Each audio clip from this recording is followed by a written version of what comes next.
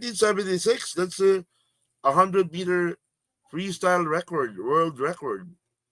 Uh, Doing a 49 on an open air swimming pool. Wow, dominating breakaway on the first 50.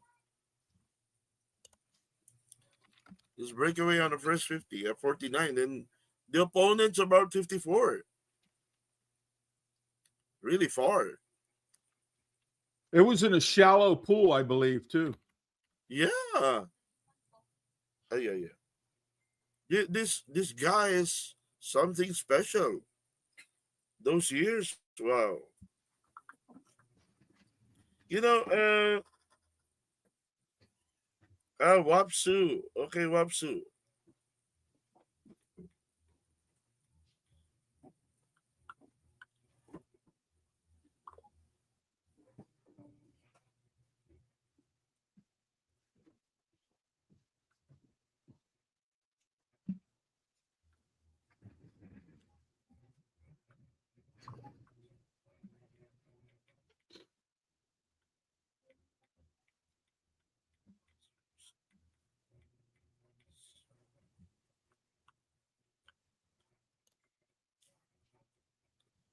Room name is Wapsu.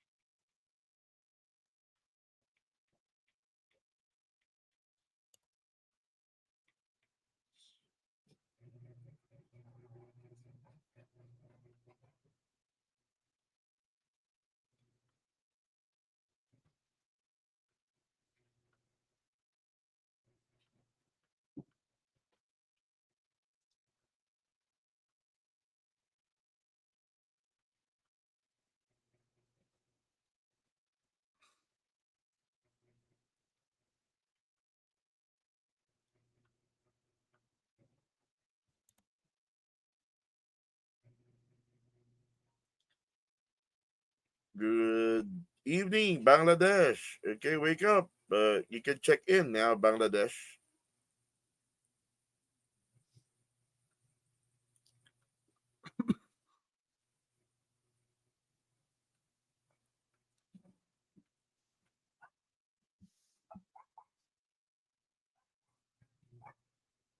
Roy Lion Tamora is new.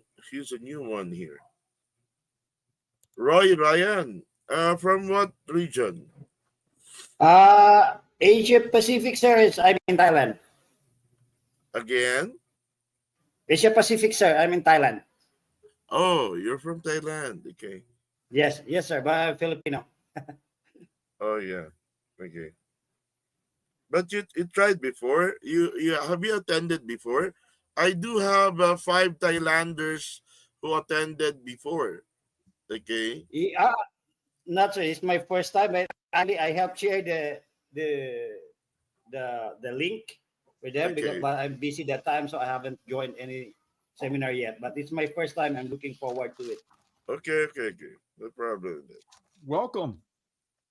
Welcome, Thank you, welcome. sir. Thank you. Thank you. Have you ever traveled in the United States? Haven't, sir. I haven't traveled to United States yet.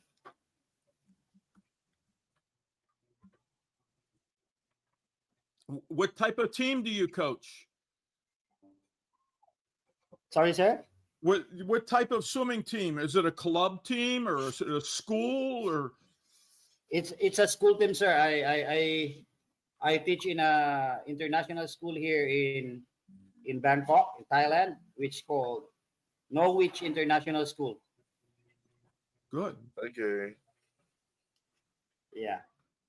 Thailand, as you know, as they are very fond of swimming. So we got to go to competitions every month, like once in a month. So our school just finished our 25 meters newly constructed swimming pool. So we're looking forward to getting some tips from this seminar and apply it on our coaching. And then many of the kids go on to swim in college or go to university. Right now in our school, we don't have students yet that I've known that went to the university for like a scholarship for the college. Right now, I still don't know because we've just started our swimming program actually. Very good.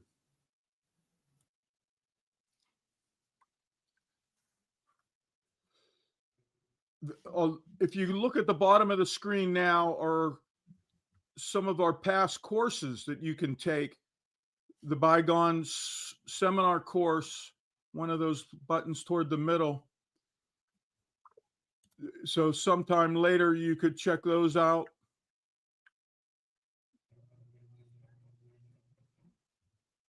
I think I'll turn on the timer. Yes, sir.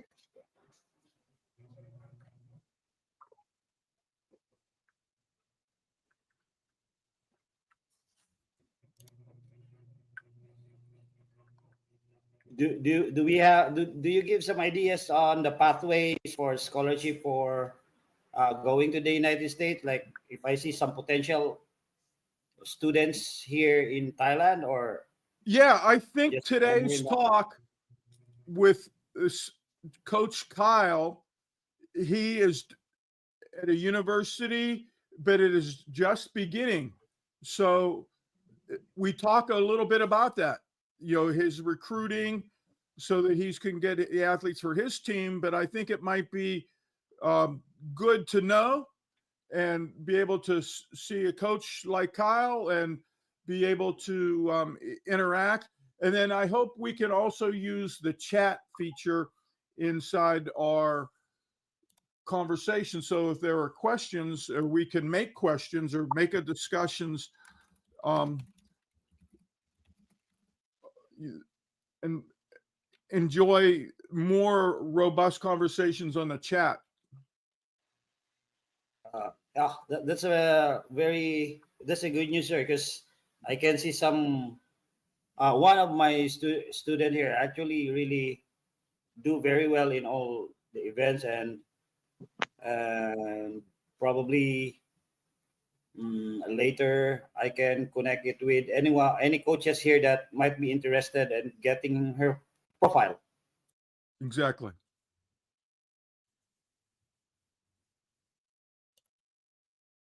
Okay, we will be starting in about 3 minutes. We will start in 3 minutes. All right. Just try to wait. We will start in 3 minutes.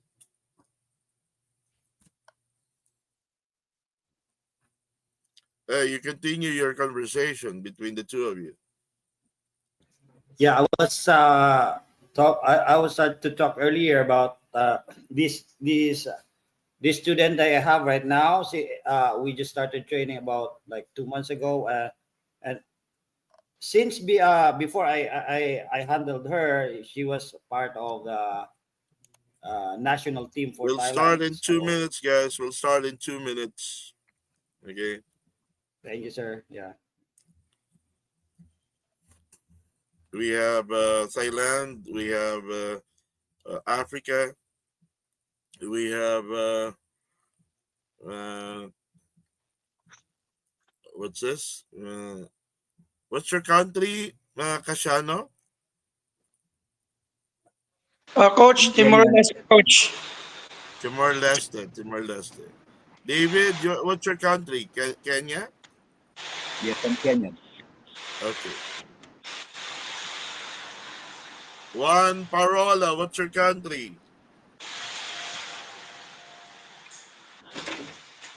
Jake? Yes, sir. Philippines. Philippines, who is talking? Jake? Jake. Jake from what region? Region 10. But I am currently working at Thailand right now. Oh, oh Yeah. yeah. Welcome, Coach. Good, That's good, my colleague. That's my colleague, good, sir. good, Great. good, good, good. Yeah, I shared to Very good, him. very good. I shared to him the link, Sir Dennis. Yeah, That's yeah, no both link. problem. You can share. You can share the link in the whole world if you wanted to. Okay, it's just that Thank you, sir. yeah, we wanted all of you to take advantage. We have about 3 consecutive Saturdays that we have high performance directors, okay, or head coaches of their country, and it's gonna be free. We're not charging you on this one. Okay, guys.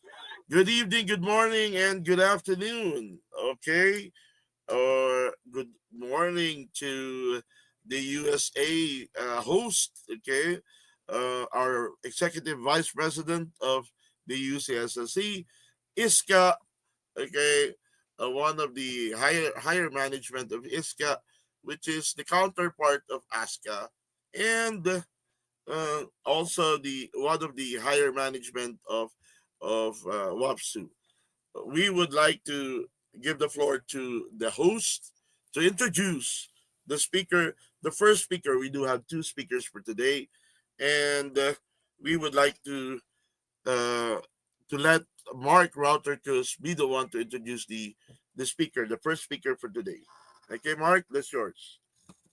Thank you, Dennis. First, I want to start with a bit of housekeeping. There's a chat feature inside the room here, and I want us to use it extensively. In the past, we've had some presentations where there have been a lot of great questions and answers and discussions, and you could talk about anything you want, as far as, our coaching and where you're at.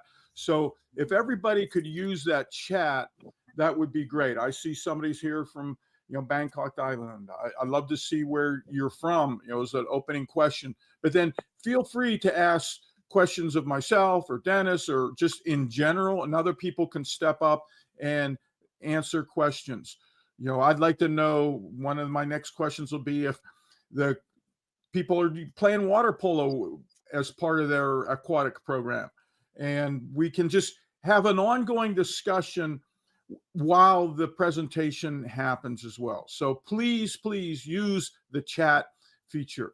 And we're going to bring you to Western Pennsylvania, to a city called Johnstown. If you're in a car from my home and office here in Pittsburgh, it's about 90 minutes or 2-hour drive up into the mountains. It's a beautiful rolling hills. And we're going to hear from a coach that is very experienced, but this is his very first year of coaching a college team for men and women in University of Pittsburgh Johnstown. It's a Division II in the NCAA, and he'll be able to give us a little more insight into how things are going with his program and his background and things of that. So Kyle's resume is also available for you to see as well as part of the I think these widgets. So if you want to, you could click that button now and just download a simple resume that Kyle had prepared, and that might open up more questions for you. He's worked in South Carolina and North Carolina in the past, and he was in charge of performance in a state. And that is part of what's happening too. So this will be our conversation with Kile Zeller from University of Pittsburgh Johnstown. And please, again, use the chat. The PSAC is fast, man. I love it. Division II, PSAC, Pennsylvania State Athletic Conference is fire, as my swimmers would say. And Mark.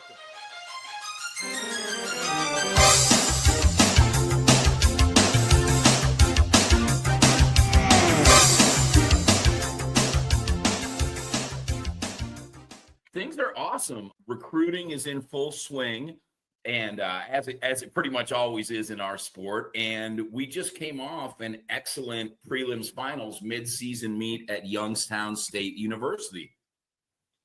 So it was awesome. We had ourselves, UPJ men's and women's swimming, Edinburgh, IUP, Indiana, University of Pennsylvania, both PSAC teams. So 3 PSAC teams. And then Youngstown State, which is a Division I big dog, and UPJ swam awesome. We had a bunch of lifetime best times. We made finals every night, and we held our own with the big dogs. And we got our first PSAC qualifier in the history of UPJ swimming, Mark DePalma. Yeah, the PSAC is fast, man. I love it. Division II PSAC, Pennsylvania State Athletic Conference, is fire, as my swimmers would say. And Mark DePalma dropped 5 seconds in his 200 free from what he went a month ago at the Shippensburg meet, and destroyed the PSAC cut by over 2 seconds and went a lifetime best time. So we're going to PSACs, baby. Yeah, we made history at UPJ. And I walked into our athletic director's office, my boss, Abby Gearhart,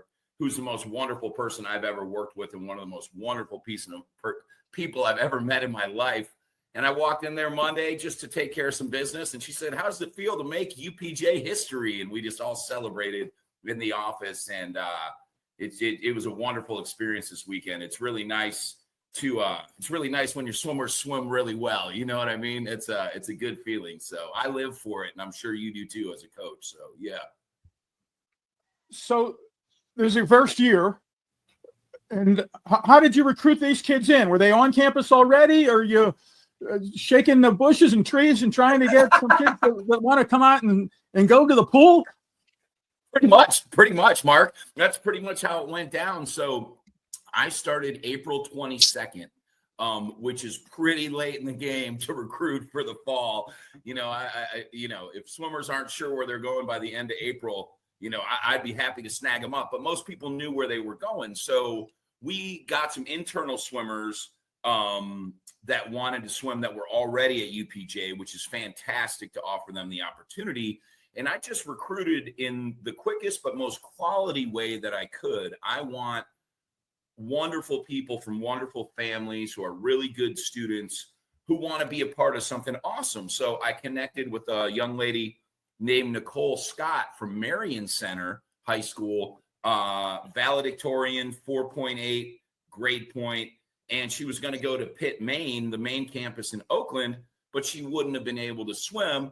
And so when we talked, we got her to come to UPJ. And so my first recruit as a college head coach was the valedictorian of her high school with a 4.8 GPA. And she's an awesome swimmer too. So really, really excited about that. But we're really working on just getting the word out for 2026. The hardest thing, Mark, is just people don't know we have a men's and women's swim team at the University of Pittsburgh Johnstown. So, just getting the word out is the key, but it's going well for 2026. It started out pretty slow. And I was real nervous about it. And I'm still a little nervous because until you've got them all signed, it's not a done deal, but it's starting to go really well. A lot more interest from guys than women, just because I think less opportunities for guys out there. And we're wide open for women and men. Like I said, good people, good students. I'm not even really that focused on how fast you are. Obviously, the faster you are, the better in college swimming. But I know I can make people faster. If you're a guy and you're a 26.5 in the 50 free, I know we can get you down to 24 real quick, and just build on what their club coaches did with them and what their high school coaches did with them and just further it from there. I was a club coach for 25 years, so I'm a big believer in that. Really is the most important part of your swimming development is what your club coaches and high school coaches do with you. So all I want to do is just build on that and help these swimmers get better through that process. How do you get the word out? What are some of the secrets? And you're not totally alone in this as far as starting a new college team. There are a few others around the country. And are you networking with those folks too? You know what? No, but maybe I should be, Mark. I'm not. You know what I am doing that's really nice is the PSAC coaches have been the kindest, most caring coaches I've ever met in my life. The guys at IUP, Chris Villa and Adam Stoner, go out of their way to help us be successful. And I can't tell you just how wonderful they are. They just want to see the sport grow. They really have that big picture swimming mindset of, hey, UPJ's growth and success is good for IUP, is good for the PSAC, is good for D2, is good for the world of swimming. So they've been very, very helpful, just giving me some tips and pointers. And, as far as getting the word out, this is huge. This is an honor to be able to do my first podcast with you. So I appreciate it. This is a big deal. I also did the Referee Rich show on the Fox 8 Altoona network, and he was fantastic. I did that a couple weeks ago. We had a great on-air interview. I talked to other coaches that I know. I talked to high school coaches, club coaches, any coach, summer league coaches. I go around to club meets, with business cards and with my Pitt Johnstown hat on and just talk to coaches and swimmers and just tell them about how we're growing something awesome and, how I'm going to care for your swimmers like I care for my own two children. I have two boys, 10 and 12. And the way I coach is you just gotta, and this is a no-brainer at this point, you just got to put the person first. I want happy people who are getting good grades, and then I know they're going to give me their best every day in practice, and so that's what I want to communicate to the swimming world out there. Definitely treat my swimmers as one big family. And that's, you spend most of your life on a pool deck, right? You want to be surrounded by people you care about and that care about you. So just doing that. Going to go to a bunch of high school meets coming up. Richland High School and Westmont High School, both two really good high school teams use our pool at UPJ for practice and for swim meets. So I'm looking forward to getting out there and just going to some high school meets and just getting the word out, as quick as we can. I'd love to have, 20 guys and 20 girls for the fall of 2026 on UPJ.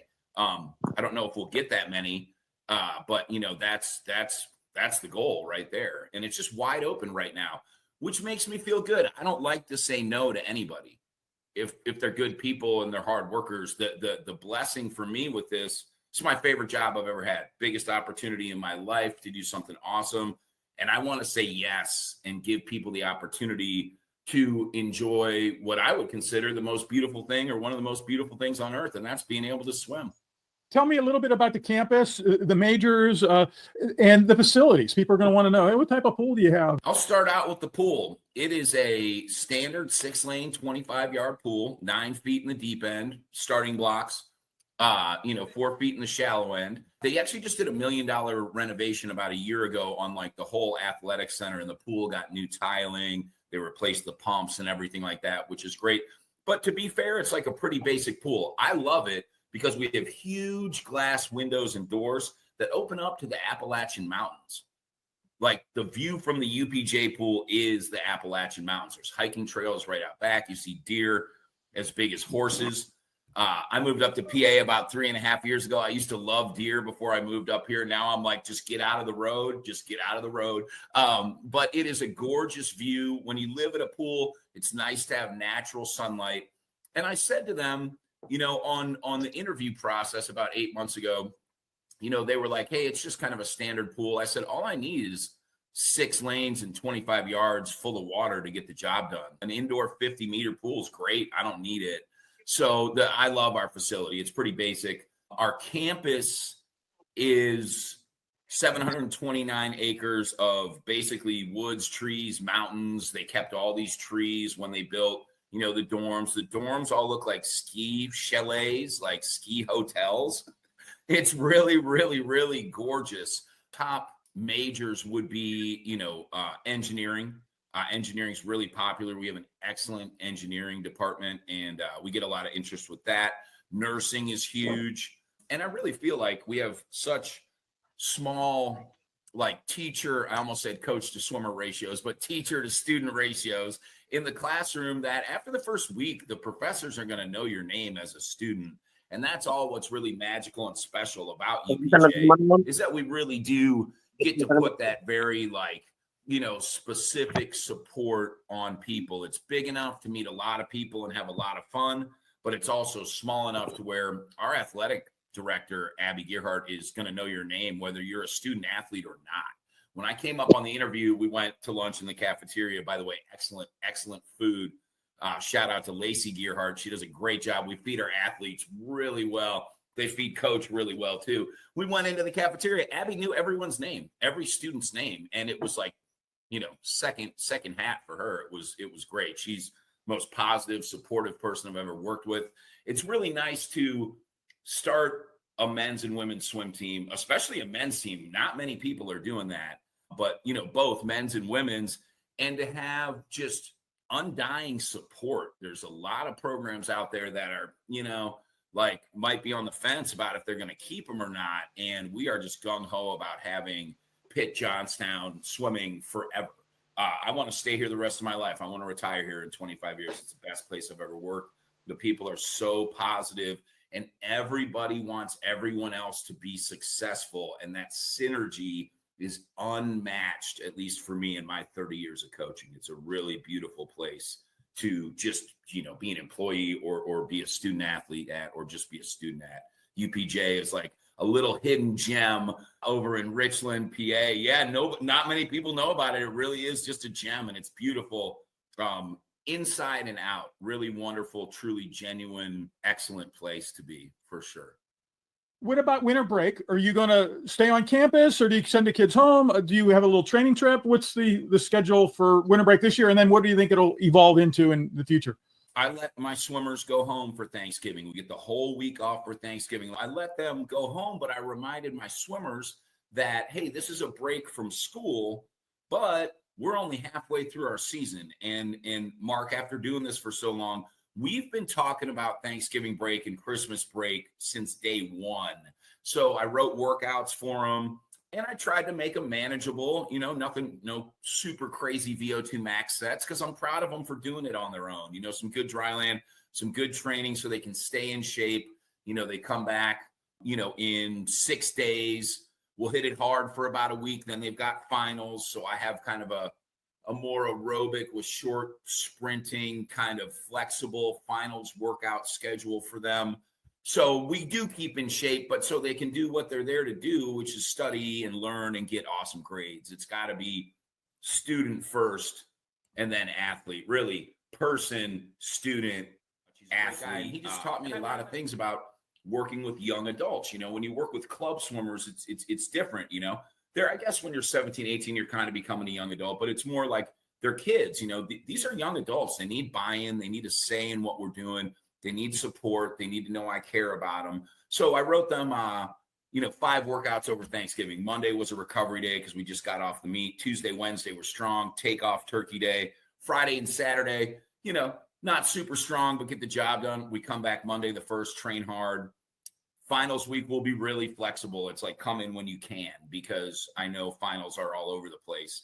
And then they'll get like 2.5 weeks at home for Christmas, which, don't get me wrong, makes me a little nervous because they're great swimmers, but some of them don't even have necessarily availability to practice with a team, which is kind of new for me. So we've been planning out since day one. Hey, how do you get to a pool? How do you get to a county run pool or a YMCA? And so, because they know if they come back December 29th out of shape, and I'm just very straight up about this and honest, I'm nice, but I'm straight up. I said, it's over. I said, if you're out of shape December 29th, when you come back, I was like, there's no way to get the aerobic base and get fit and be able to do all the power and lactate work we need to do and then taper and swim fast. I said, you'll just barely get in shape by the time we taper, but your speed and power won't be there. So, we really, really got to do the job while you're at home for 2.5 weeks. And I say, remember, it's a break from school.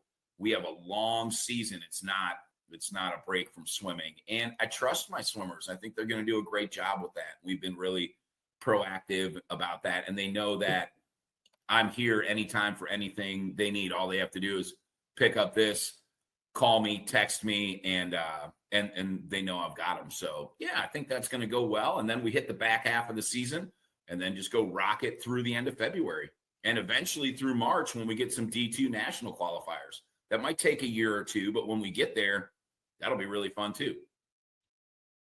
And I wanted to ask you about the things at St. Francis. It was interesting and such a way to problem solve, moving from Division I down to Division III. And then I think there were a lot of people then that just departed. How are things, in your estimation as to the move at St. Francis to D3 from D1? Yeah, no, that's a great question. I've actually, I've thought a lot about that. I've talked to a lot of people about that.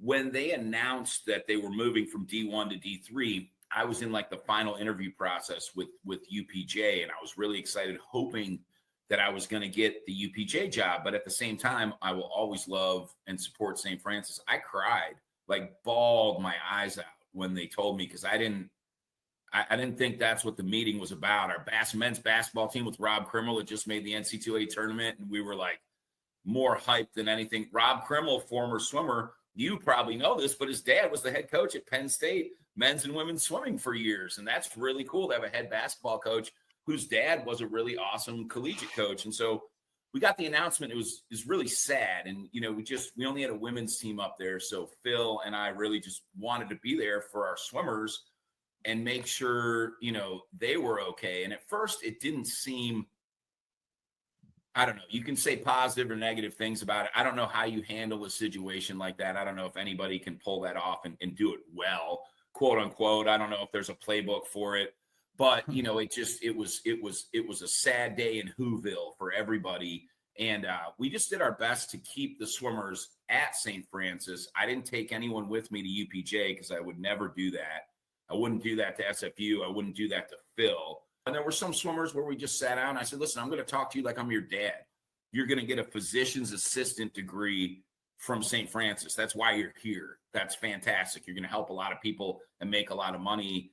Nobody's necessarily going to the Olympics. As much as I'd love to have you go to the Olympics, nobody's probably going to the Olympics here. You need to stay here and get your degree.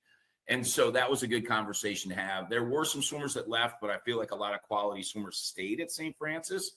And Phil Hurley is a recruiting machine. So like he's going to build that team really quick. And he gets to coach guys too. They're going to have a men's and a women's team at St. Francis. Makes me nervous recruiting against Coach Phil. So I think they're going to be fine. And I don't really have any skin in the game anymore being at UPJ, but I honestly think after it all settled and got digested, you know what? It's probably the right move for them. D3 is really fast. SFU is a prestigious, expensive school. And I think it's going to be a good fit. And I think when the dust really settles in 2 or 3 years, I don't think anyone's going to know any different. Right now, it's probably a little tumultuous, but I hope that's settled down. But I think they're going to make it. I think they're going to be fine. I look forward to doing a dual meet with SFU in the near future too. Now you're a D2 school. So do you have some scholarship monies? Are you going to build into that? What's the status there? We do have money on the guys and girls side. We don't have a ton of money. In-state UPJ costs about $26,000 to go there a year. If you have really good grades, you're going to get $4,000 to $5,000 academic money. So that drops it down to $21,000 to $22,000. We do have some athletic money, just, not a ton. At first, I was kind of saving that athletic money for people who would score points at PSACs. I have a little mathematical equation that I didn't make up. I begged, borrowed, and stole it from every other good coach I know. But take the total amount of points it takes to win conference, divide it into your scholarships, and that's how much, money per point you can give out. My plans and thoughts coming in have changed rapidly and evolved as the landscapes evolved in front of me, being a first-time head coach. So, we are giving out scholarship money right now, especially the first year, to help grow the team. And so, if you get $1,000 or $2,000 of scholarship, that brings you down to about $20,000 a year for a degree that says the University of Pittsburgh. There's no Johnstown on the degree. And I sort of feel bad saying that because, hey, University of Pittsburgh Johnstown's a great degree. Johnstown doesn't show up on there. You got your degree from the University of Pittsburgh, and you have an opportunity to swim when last time I checked, Pitt, Maine, and Oakland, you probably got to have trials cuts or approaching to get on the team, which is how big dog D1 teams do it. And that's great. For us, it's wide open. It's probably a little more than half the cost, probably 60% of the cost as compared to Pitt, Maine. And you're going to have an opportunity to swim. And if you love swimming as much as I do, like, come on in. It's going to be a great time, and we're going to have a great coach-athlete relationship. Most important part of what we do is the coach-athlete relationship. I've got to know my swimmers, and they've got to know me so we can trust each other. And so, we can help each other the best we can. I tell my swimmers, it's not so important what I see you doing in the water. It's really more important what you feel and how you communicate that to me. And then I match it up with what I see, and we put the plan together to biomechanically break down and rebuild your stroke to be best it can be. So yeah, it's cool. We do have a little scholarship money, and I'm using more of it than I thought. So, but that's a good thing. That's a really good thing. Yeah. It's nice to have that. It really is. So yeah. Will the student athletes go there for a year or two and then springboard elsewhere? There's this whole transfer portal, or do you They better think not. ever, or you stay there for 4 years or even a 50, or you redshirt and such, so do you see that transition? You haven't approached any of that, but that's bound to happen, I imagine. No, that's a really good thought, because you do think about that in this day and age. The landscape in the last couple of years has totally changed, and I'll be a cranky, grumpy old man and say I don't like it like at all, but I understand it too, and it is what it is. Everything's so instant today. I feel like one of the biggest challenges for young adults and children, and my two children, is to be here now and to be present in the moment. And when you've got computers and phones and everything, you're getting pulled in all these different directions. So I just encourage people to take a deep breath and be here now. And with my recruits, with their families, I really like talking to their moms and dads in person too. And, if you love UPJ, I want you to come here. But I tell them it's the biggest decision of your life up until this point in your life is to choose where you're going to go to college. So go with what your heart tells you to do. As much as I want all these awesome people to come here, they've got to love it, because I want people to stay 4 years. I don't ever want to have one person that transfers or leaves. And part of that is the recruiting process, to make sure they love it. I'm not trying to convince them to come here. I can do a very honest and organic, I don't even want to call it a sales job, because it's straight from the bottom of my heart, because I love UPJ that much. I can talk to them about all this, but if they're not into it, you got to go somewhere where you're into, or where you get the best deal too. I don't think you beat the University of Pittsburgh degree. I think that's absolutely worth it, but it's really what I tell the recruits. It's a lot more important what you think than what I think about it. So no, I don't transfers would break my heart. I know it's part of the deal and part of the business, but I'll do everything within reason to have people stay within reason. You got to think of the greater good and the team and everything. But the whole goal is, and I'm sure you totally get this too, bring in swimmers that love it and want to stay and want to get a great education and a great degree and be a part of something that's going to be really fun. I'm a really positive, high energy coach. I don't get mad at my swimmers. If I'm yelling, it's super positive, let's go, so that's how I roll. And, if something's not going right, I look internally hey, what could I have done differently? How could I have written that workout differently? Could I have read the room a little differently when they walk in?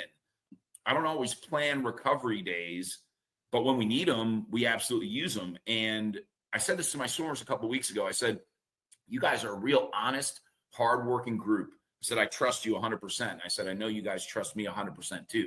If you've been working really, really, really hard, some of these swimmers, Mark, my sophomores, haven't swum in a year and a half. They haven't swum in a year and a half, and they're going lifetime best times after 3 months. And it's and they do that in prelims, and then they drop more in finals. I'm oh man, this is great, just affirmation to what we're doing. But I say to them, you give me an honest effort every day, and I see you coming in, shoulders slumped, you're tired, you're not talking much, the mood's down, when usually the mood's way up at practice. I'm going to let you recover, because I know that you've been working harder than you've ever been working, and recovery is really important to adaptation and the success of your training. So it's really nice to be able to have a wonderful group that I trust, that I can read and go, okay, we've worked really hard for the last 7 workouts. They've hit the wall. It's going to be diminishing returns if I want to do quality with them today. So let's do a recovery workout.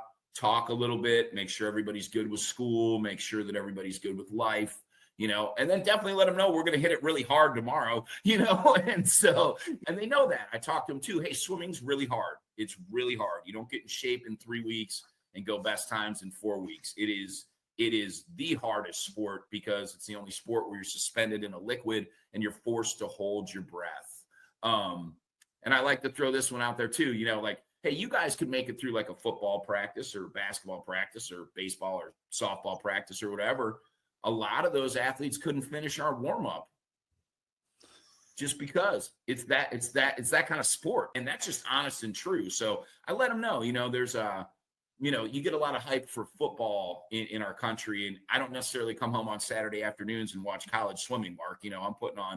I'm a Georgia grad. I'm putting on my Georgia Bulldogs and watching some Georgia football if I get 5 minutes to do it, because this job truly is 7 days a week, and I love it.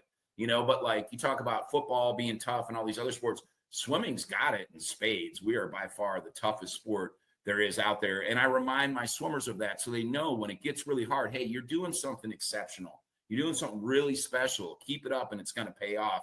And have it pay off so big at the Youngstown State meet this weekend. I told my swimmers, and I might have said this less than 5 times in my 30-year coaching career. I looked them all in the eyes with a big smile on my face at the end of the meet. And I said, you guys exceeded my expectations. Nice job. And they got a big smile. Yeah. And then I drove the van home because I'm the bus driver too with the smaller team right now. We're working on changing that. It'd be nice to not have to drive home late on a Saturday night and have a paid coach bus do that for you. That's one of the motivations of growing the team too. But I'm happy to do it. You do whatever it takes to make things like this work. And like I said, the support at UPJ is unprecedented for me. It's just fantastic. Like the soccer coach, Eric, my buddy, wants to know how the swim team's doing. Like Shane, the women's wrestling coach, hey, how's swimming going? And then all those teams come into the pool and I get to play a part in cross training them, which is cool. One of my favorite things about coaching in college, when you coach club, you're around a lot of awesome swim coaches, and that's so valuable. But you get to college and you get to kind of, talk to the wrestling coaches about, okay, what do you do? I was talking to our compliance director, Mike Whaler, who is just awesome. He was the head coach of wrestling at Mercyhurst for 18 years. And now he's our compliance director. And I was sitting down working on some TeamWorks and C+R. That's our platform we do recruiting and compliance through. And once you figure it out, it's a great platform. Mike's helped me a ton with that. And I said, Mike, let's talk about rest and prepping for a big meet in wrestling and swimming. I said, how do you do it? And I won't bore you with the details, but I just sat back and listened, and everything he said was so similar to how I do it. I said, that's great. All that does is give you confidence as a swim coach to see that wrestling actually has a taper too, and I'm a big believer in tapers. All about how you train. Taper's what you put into it. There's no magic taper out there that can save you if you didn't do the work. You know what I mean? Taper's all about the work you put in. But it was great to have like a 10-minute conversation with, former wrestling coach and our compliance guy about how he preps his wrestlers for their end of season meet, and to have it match up with like a lot of the same science that we use in swimming and the same philosophies. That's just cool. And you just don't get that unless you're, in a college situation. So that's fun. And it's fun working with like the wrestlers when they come in, because I'm a big believer in, if you're not a good swimmer, I swim. I do my best to swim every day. I don't quite do it every day, but I like to stay in shape because I feel like it's what you do, not just to be a good example for my swimmers, but to live a long, healthy life, and I'm I can kind of glide through the water. I'm not fast, but swimming's not hard for me. And that's just a gift from God, straight up. And you see some of these like wrestlers come in and they're not good swimmers and they're like turning purple. And I'm jealous because they're getting a way better workout than I do in the pool because it's so hard for them. You know what I mean? So it's fun, man. It's just a really cool environment to be in, to be surrounded by all those other sports and everybody who's doing their best to be successful. And when it all works together, like I said, that synergy is just look out. UPJ athletics is on the way up with every sport. And so it's our mission. So it's really cool. It's nice to have swimming as a part of that. It's a blessing for me to be a part of that. Like, dream come true to get this job, Mark. Total dream come true. It's a safe, more rural area. People will be happy sending their kids abroad. That's a scary thing. But then a place like Pitt Johnstown might be more welcoming or less intimidating than other campus locations. So are you able to look into recruiting into Canada, into Europe, or trying to find some people abroad, or is that just too far off the radar? No, that's an awesome question, because recruiting is such a beautiful thing. And it's like, I want to give the opportunity to everybody. I started out really locally, just in the Johnstown area. My boys, they swim they're good swimmers. They're not getting like quad A cuts or anything like that. But they haven't swum like summer league in a couple of years. And so I put them on the Monaco Summer League team, which is, about 20 minutes away from me where I live in the west end of Johnstown. And it was such a wonderful experience. I did it for them, but I also did it because that's a great way for me to be a dad, but also, rep this right there for them. And so, I feel like Johnstown fights the good fight. Doesn't really have the best reputation as a town, but one thing that's beautiful about UPJ is we're in Richland, which is about 20 minutes from downtown Johnstown and is one of the nicest suburbs in the whole state of Pennsylvania. And so I'm thinking, UPJ is great for everybody, but I'm like, let's do it locally first. So I expanded from within, working the summer league circuit, getting to know Coach Denny and Coach Maria at Monaco, fantastic coaches. I couldn't teach my own boys how to do breaststroke, and in 3 days, Coach Denny and Coach Maria had them doing legal breaststroke. I'm like, that's it. I want to be Zeke and Arlo's dad. You know what I mean? That's the biggest blessing ever on earth. I want other people to coach them because when they're with me, we just end up having fun and playing. And so just wonderful experience. Coach Maria also coaches at Richland High School, and Denny also coaches at Westmont High School a little bit. So it's a really nice local connection. And I've just expanded outward from there, talked to a lot of Pittsburgh teams. The Allegheny Mountain Swimming LSC is our LSC, connected with some people in Harrisburg and Philly and Florida, South Carolina, Arizona, all that. But to get to the international part, yes, I'm talking to a swimmer who lives in Dubai, but is from India, wants to make the Indian Olympic team. I'm like, let's go. Talking to a guy from France, talking to people from Brazil, talking to a couple swimmers from Canada, from Mexico. And what's tough is when you're an international student is it's just naturally more expensive. You're flying from, Paris, over here. Okay, there's a couple grand, probably, maybe it's not that much, but I mean, it's not cheap and it takes a lot of time. So keeping the scholarships balanced, I don't necessarily have like any favoritism for internationals, but I love it. We love internationals just for the diversity and the flavor they bring to UPJ. But I like to keep a nice, fair and balanced methodology with, people from PA, people from the States, people from across the Atlantic Ocean. I really don't treat them any differently because if you want the experience, come to UPJ, it's awesome. So I expect to have a mix of Pennsylvania swimmers, of people from all over America, and honestly, people from all over the world, if they can handle coming over to the States and take care of, the financial side of it, which for some people might be easier said than done. We talk budget. I talk budget with all my swimmers, but especially with international swimmers, because I want to get on the same page with them. I want to be fully transparent and just let them know what we can and what we can't do. I also feel like if you're an international student, prospective student athlete, like for so many of them, and this is super beautiful. This is props to the greatest country in the world. They all want to come to America. And it's like so beautiful. That warms my heart because I'm a huge patriot. I believe we have the best country in the world. I know we go through struggles. I get it. USA Swimming is the most organized, strongest youth sport on earth. More gold medals. The stat for a while was more gold medals than all of their summer Olympic teams put together. I don't think that's true anymore, but 20 years ago, I think that was true. And we just have a great organization over here. So, I want everybody to come in and enjoy it. I've actually done a lot of volunteer work with USA Swimming. I just spent a ton of time with the LSC Development Committee, which is the highest ranking, hardest working, most respected committee in USA Swimming, led by Jane Grosser and Mary Ellen Tynan. Just wonderful people. I actually just rolled off and had my last meeting in November and cried a couple tears of joy when they said some really nice things about me. And it's been wonderful to give back and volunteer like that. And working with people that are way smarter than me, I got to learn a ton over the past handful of years. So that was a blessing. And it was a little sad for me to roll off the committee. I'd been on there for years and I would have stayed forever if I could, but governance, bylaws, rules, you got to follow those. So, it was my time to to peace out from there. But what's great is I can call up USA Swimming and they're going to call me by my first name when they pick up the phone. Hey, Kyle, how you doing? You know, because when you give selflessly, you know, the USA Swimming is going to give back to everybody, but it's nice. I feel like I have a special place with USA Swimming. I've been a USA Swimming member since 1982, and it's the best organization, you know, at least best national governing body, you know, in the country for sure, and best sports organization in the world. So that was a blessing. I got to learn a lot just through that whole process.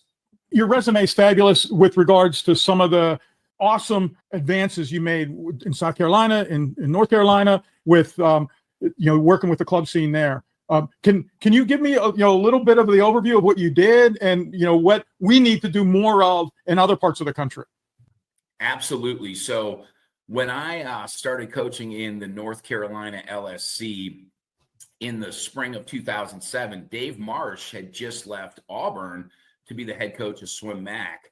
Dave Marsh is the best coach I've ever met in my life and a wonderful, wonderful guy.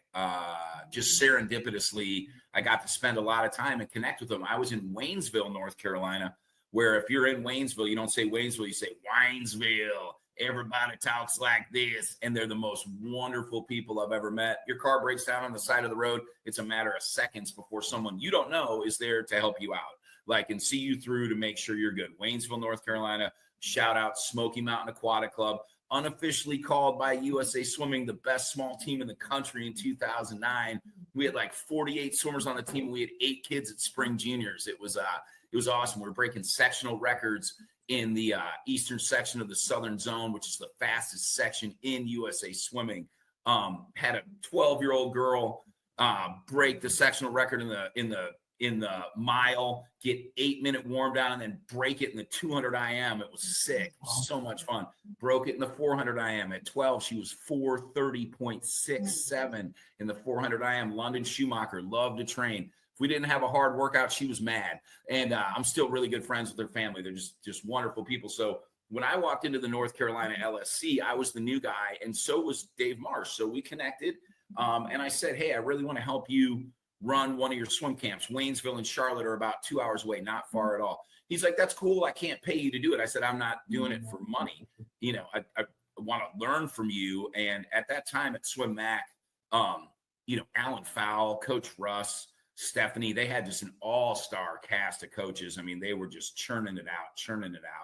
And I show up and I coach with Dave, and it's just a wonderful experience. And I look at my mailbox 3 days later, and there's a huge stack of all his DVDs that he just sent me for free because he's a super classy, wonderful guy. I don't know, best sprint coach I've ever met, not just sprint coach. I mean, best coach all the way around. The North Carolina LSC, Mark, is the coolest LSC that I've ever been a part of. The coaches, we do a great job. I say we, I haven't been there in years, but we did a great job of putting aside your local competitive beefs. You know what I mean? The TAC Titans and the Marlins of Raleigh and New Wave, they all want to beat each other, but Paul and JP and John Roy for House of Delegates meetings could all set that aside and say, hey, what's big picture? What's greater good? How do we grow? How do we get more kids at juniors? How do we get more kids at trials? And I got to, as a younger coach, sit back and absorb that. And it was really, it's ingrained in my swimming DNA to this day that it's hey, you can be competitive, and heck yeah, you should be competitive. But at the end of the day, let's come together and make things great. It's like Chris Villa and Adam at IUP, same deal. They're so supportive of UPJ because they believe in big picture swimming. Dave Marsh was a big part of my education on big picture swimming. And so North Carolina LSC, really fast, wonderful. After that, I got the job as sport development director of the South Carolina Swimming LSC, the first sport development director in the history of South Carolina swimming, second only to the great Tony Young from the Indiana LSC, who's just fantastic guy, fantastic coach, great motivator. Tony, before I was doing a speech out of Colorado Springs for a USA Swimming Convention, Tony pulled me aside and just made sure I was ready for the speech. I didn't even know the guy. And he just was he got me so inspired that like my speech was awesome. And he just did that to help me give a great speech. Arlene McDonald, kind of like just in a lot of ways, the godmother of great things in USA Swimming. Arlene McDonald, meet director for Olympic trials, among many other things, helped create the sport development director position in the Indiana LSC. And they just took off. Numbers grew. They got really fast. And it was like, wow. So South Carolina kind of copied that. And I was really fortunate and blessed to be the first sport development director in the South Carolina Swimming LSC. And people might say, what's a sport development director? I'm going to tell you. So really what the job was create opportunities for our members. Okay. And that sounds very like general and vague, but like, first of all, create educational and training opportunities for our swimmers so they become better. Create educational opportunities and coaching opportunities for our coaches so they become better. Educate our board on governance. Governance is the most boring thing on earth to me, but it's like one of the most important things. I'm a trained expert in governance. If you had asked me 20 years ago if that would ever happen, Mark, I'd probably say, what's governance? So, but you know, to work with the board on that. So when I got there, we had one camp. I created 4 more, a senior select camp, an open water camp, a couple others, and created a coaches clinic. That was probably my favorite thing that I could be the creator of and the catalyst for, just because it's like so cool. Part of my job was we had a big coaches fund with a lot of money in it. No one was using it. So Tim Conley, good friend of mine today, the age group chair, fantastic coach at Y Spartanburg back in the day, now vice president of the YMCA Association in like Rock Hill, South Carolina. Has got 2 long course pools built, 2 50-meter pools built in the last 10 years. Tim Conley, genius. He's like, Kyle, here's the deal. Look at this number in our coaches fund bank account. He's like, it's your job to spend that. I was like, okay, sweet. So I called like Paul Yetter at NBAC to come run, you know, one of our camps. The most, for my personal like circle of friends and elite coaches, Paul Yetter has the most beautiful mind of anyone I've ever met, not just for swimming, but in life, but especially for swimming. Super positive, super supportive. Got Alan Fowle to come in and run a select camp. For the coaches clinics, got Beth Winkowski, who now works at USA Swimming, absolute genius coach. Got Jason Turcotte, God rest his soul, man. He came in and broke down everything he did at Dynamo, and Dynamo was just humming on all 6 cylinders. And then at the end, he gave everyone the link to the copy of every workout on PDF that he's ever written. And I'm like, you talk about selfless? Like, man, just a wonderful, wonderful guy. So you get to do that. Sergio Lopez, most fun coach I've ever met in my life. When Sergio was at Bulls coaching, he had it. I mean, he great coach, did a great job. He had it pretty good, man. Caleb Dressel, Ryan Murphy, Joseph Schooling, all in the same pool at once, you know, like that's a pretty good relay right there. And so Sergio comes down, and sometimes what I would try to do is find coaches that were going to be real. Like, how many coaches talks have you heard where they don't really like open it up, you know? And it's like, okay, we're not going to spend hours all weekend. We got the coaches clinics catered. We took the coaches out on the, you know, company credit card for dinner, because that's where you really talk shop, you know, go have dinner with the coach. But Sergio was showing us videos of like, you know, Ryan Murphy and Joseph Schooling and Caleb Dressel, and like showing us workouts, and broke down everything that he was doing. And when I swam at Florida State back in the day, long time ago, we're 9th in the nation and undefeated. I still take a lot of what we did there into the training that I do now as a coach. It was funny because Sergio's, you know, workouts were very similar to what we did at Florida State, just good quality, the right amount of work, you know, warm up, kick set, skill set, 40-minute, you know, threshold set, recover, and then sprint, recover, you know, till the end with a lot of really good skill work in there. And so Sergio's opened this up for everybody. And then afterwards, the dude's just the life of the party. I mean, he's as good of a coach as he is a cool person. And like his stories when he lived in Spain, bronze medalist from 88, I believe, in the 200 breaststroke.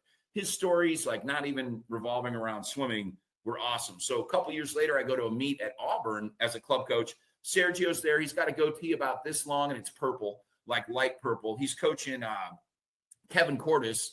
We're walking in for warm-up, and all these like swimmers that had been to his camps, like 10 and unders, we're like, so Sergio's facing the pool and all these tennis walking behind him. And they're like, Sergio, hey. He turns his back and just high five, high five, high five, high five. Kevin Cordes, world record holders in the water. Serge isn't even paying attention to him. He's just like vibing out with all these 10-year-olds being like, hey, good luck. Go get him. Go get him. I'm like, I love this guy. I'm like, that's the kind of coach I want to be. And just a wonderful guy. So to get him in and have him do like 4 2-hour like instructional sessions really helped. We ended up having the second highest percentage of Olympic trials qualifiers in the South Carolina LSC and the number 1 average IMX score for long course and short course. And after 18 months of being in the position, we're the fastest growing LSC in the country by over a rate of double the national average. And I really think the genius behind that is creating the position. I was lucky to be that guy, but like to create the sport development director position for the LSC to connect up with USA Swimming and then have them connect down with you. Every LSC needs that. And I really feel like every LSC should have a sport development director. So just creating that position was genius. It had always been a dream of mine to like clone myself. I don't believe in cloning, but like when I was coaching, like if I could stand on deck and coach, but then clone myself and go hang out with all these other great coaches and programs around the country to just become a better coach. That dream pretty much came true when I was sport development director. I wasn't coaching a swim team, but I was coaching coaches, which is just a huge honor. And at that time, Y Spartanburg was just on the way up. They had like 350 kids on their team, and they were 12th on the gold medal club excellence like rating from USA Swimming. Just quality pound for pound team. I live 20 minutes down the road from those guys. Carl Kozicki, who coached there, is still one of my best friends. He had a swimmer go on to get a world record. He just had a swimmer in 2024, Lila Bogner, at 17, and she's like 5'2", take third in the 400 IM at Olympic trials, dropping like 3.5 seconds to do it. She was first from breaststroke into free, and she got third. Little 17-year-old almost made the Olympic team. Carl Kozicki, Team Greenville, great program. So these guys, like, I'd go have dinner with them. Like Carl would come over to my house. You know, my boys know Carl. Carl is my youngest son's godparent. So like just to be in that ecosystem of excellent swimming where you kind of didn't even know what was going on. I look back, Mark, I'm like, man, did that really happen? Like it was a dream, you know, but a dream come true. And that just helped me do a ton of good on like a major level. Running a not-for-profit of 3,000 members, you know, really teaches you to be organized. And not that I'm always the most organized person, but I do my best. And it really teaches you to be open and malleable and flexible to all different needs. You know, one minute you got someone calling you about coaching. Another minute you got someone calling you about pool time. Another minute you got, you know, the board chair talking to you about governance. And you get that because you work with a ton of different entities too. You said, you know, you have a call with someone about insurance issues. You know what I mean? That's the kind of stuff you do. That made me the best coach I could be. And I'm so blessed to have had that experience. That was really cool. Wow. And now we get you to do that in Pennsylvania. We really need to have you come to Pittsburgh and do camps, or have you become a lightning rod for some of the deep thinking and communication collaboration. Coaching the coach stuff is what I've been trying to do with our podcast. It's a blessed feeling to be able to stroke somebody's imagination and have that take root and see some good from it. That was a fabulous run in the Carolinas, and congratulations. And Sergio Lopez, an ISCA Hall of Fame member. Tony Young and I go way back to our days in Illinois. It is a small world. It's going to be wonderful to have you make an impact here in Western Pennsylvania. We need it. We need it big time. Down south, there's a pool on every corner because the weather, right? You know, I mean, the weather up here, it's hockey weather. So we need it. I will help out any way I can. I love doing camps. I love doing clinics. It's like one of my favorite things. You just let me know, and I'll connect with a lot of other coaches too, but I'm all about it just for the greater good. Because when you do something, when you're blessed to, you know, help people, you know, you instill the love of swimming and inspire them. It's my mission from God. That's what I do in life. And, you know, it'll benefit UPJ, but just the good feeling is like just when it just does good for people. Number one reason why 8 and unders die in America is drowning. You know, like you can't have that. You know, I just taught 200 swimmers how to swim at St. Francis doing swim lessons up there. And I feel like God really blessed me with this job, partially because I did that. That's a real thing. You know, number one cause of death for children 8 and under in America is drowning in the greatest country in the world. We can't have that. So from there all the way up to, hey, you know, getting kids to win, you know, D2 nationals and all that stuff, everything in between, it's super important. And I'm down to help out anytime I can. And I love it. So, yeah. Well, I love your perspectives. I wish you all the success in the world. May the wind be at your back into the rest of the season, into the recruiting. And I will stay in touch. Thanks so much for your time. Let's definitely stay in touch. This was an honor to do this, Mark. Thank you so much. Like this made my day. I would come on your show anytime. Let's definitely stay in touch because I would love to brainstorm with you about how we just do the most good possible for swimming in our area for sure. I definitely have some ideas, especially with some of the areas that are not as functional, sort of dysfunctional in regards to swimming. And boy, it's going to be a great day too when you turn around and there's 3 or 4 people that want to be your volunteer assistant coach, because you have such energy and they want to learn from a master. That's the nicest thing, Mark. That's the nicest thing you could say. That's the nicest thing you could say. Thank you so much. That would be a dream come true because teaching coaches, the coaching tree, it just helps spread the love to everybody, of swimming. And it's awesome. We'll definitely talk. I would love to talk with you more. And this has been fantastic. Thank you so much. Okay. Have a great day.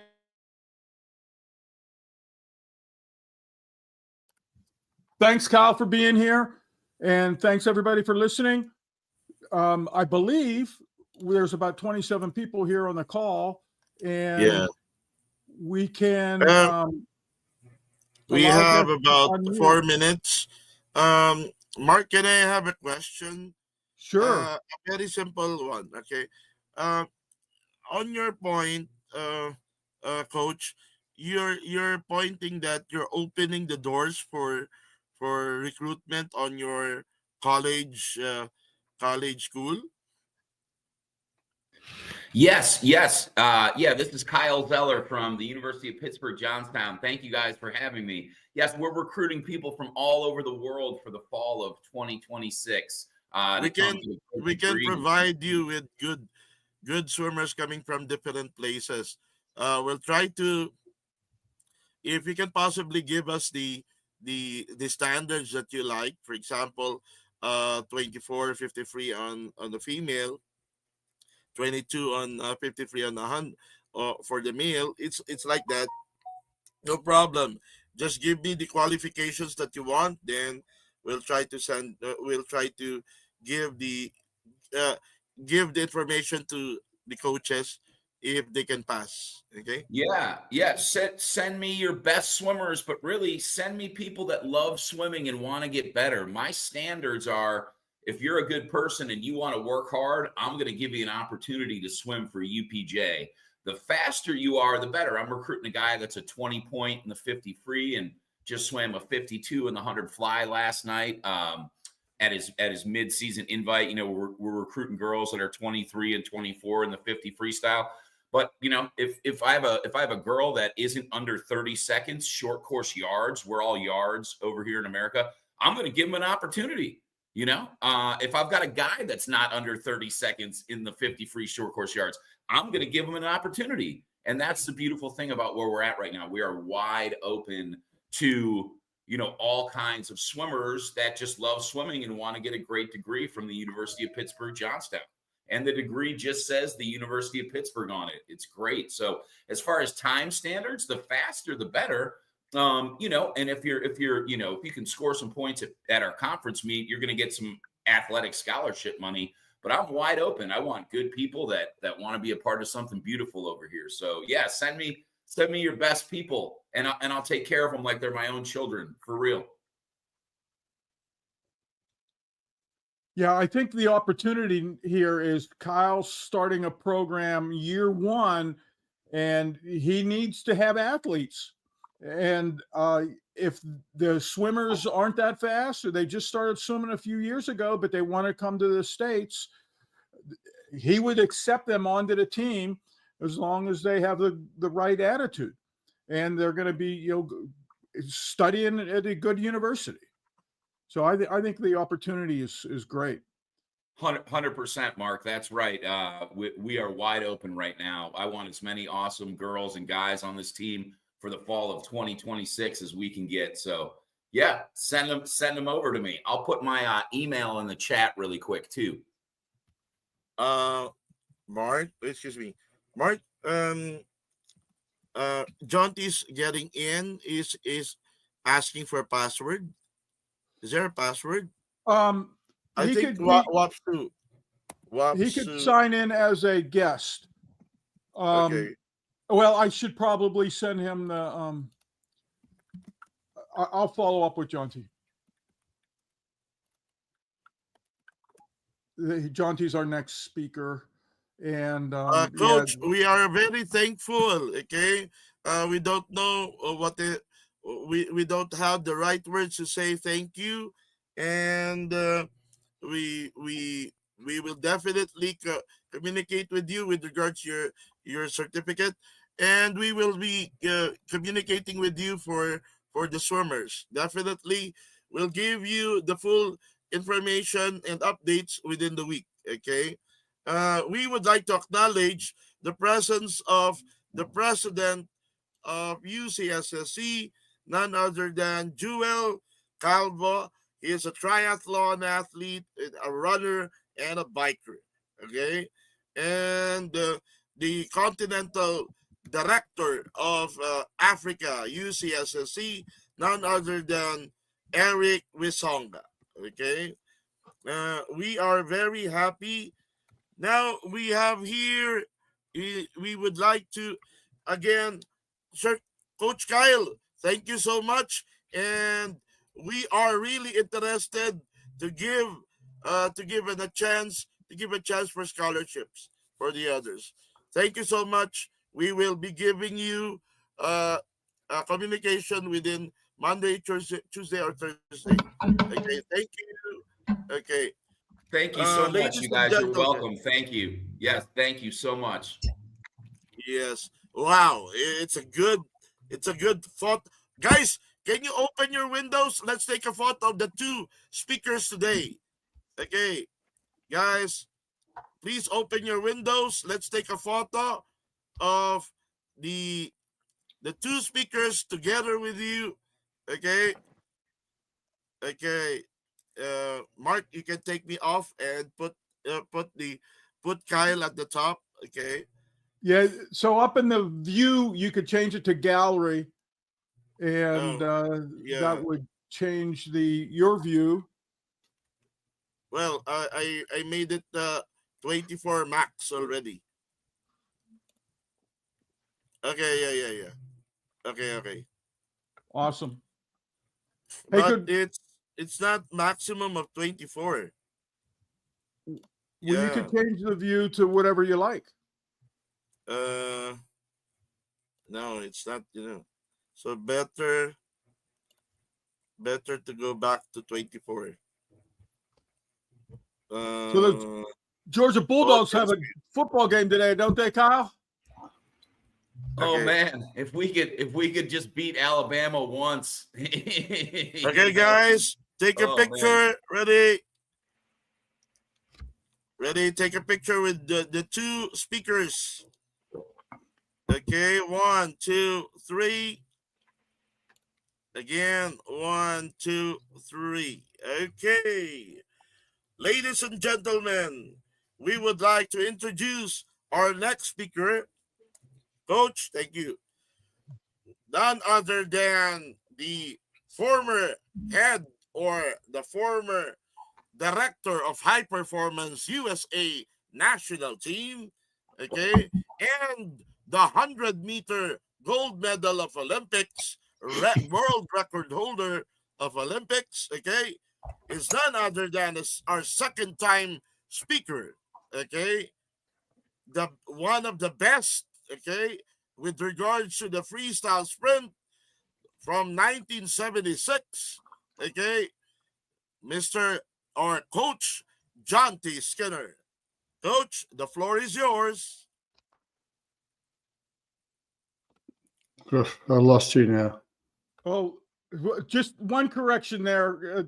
Jonty was world record holder, and he coached many, many Olympians, often to gold medals, but Didn't swim in the his Olympics. participation was not quite permitted at the time. Yeah.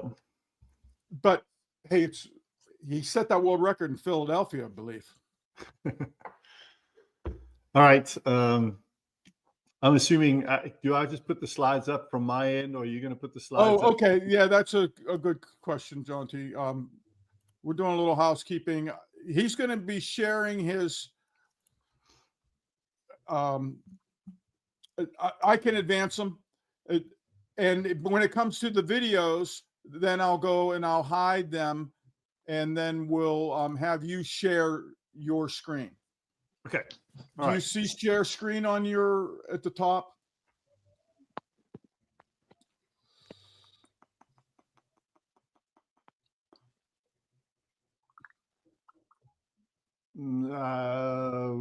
Yeah, share screen. I got it. Okay.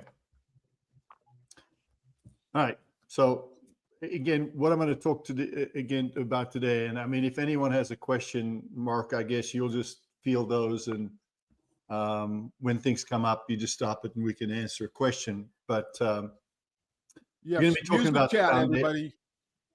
Okay, with the foundation as far as all the strokes are concerned. I'm going to go through a lot of slides, and I'm going to run through them pretty quickly just so that we can really get to the video. But basically, when we're developing athletes, we develop them on two concurrent paths, the path that involves performance and the path that involves the holistic side, which is the human being. And I have spoken long and hard about the importance of the holistic side. And I try to emphasize to all coaches that if you work really hard on the holistic side, the performance side comes along for the ride. So now we really, we're trying to impact on holistic, just good human beings. Next slide.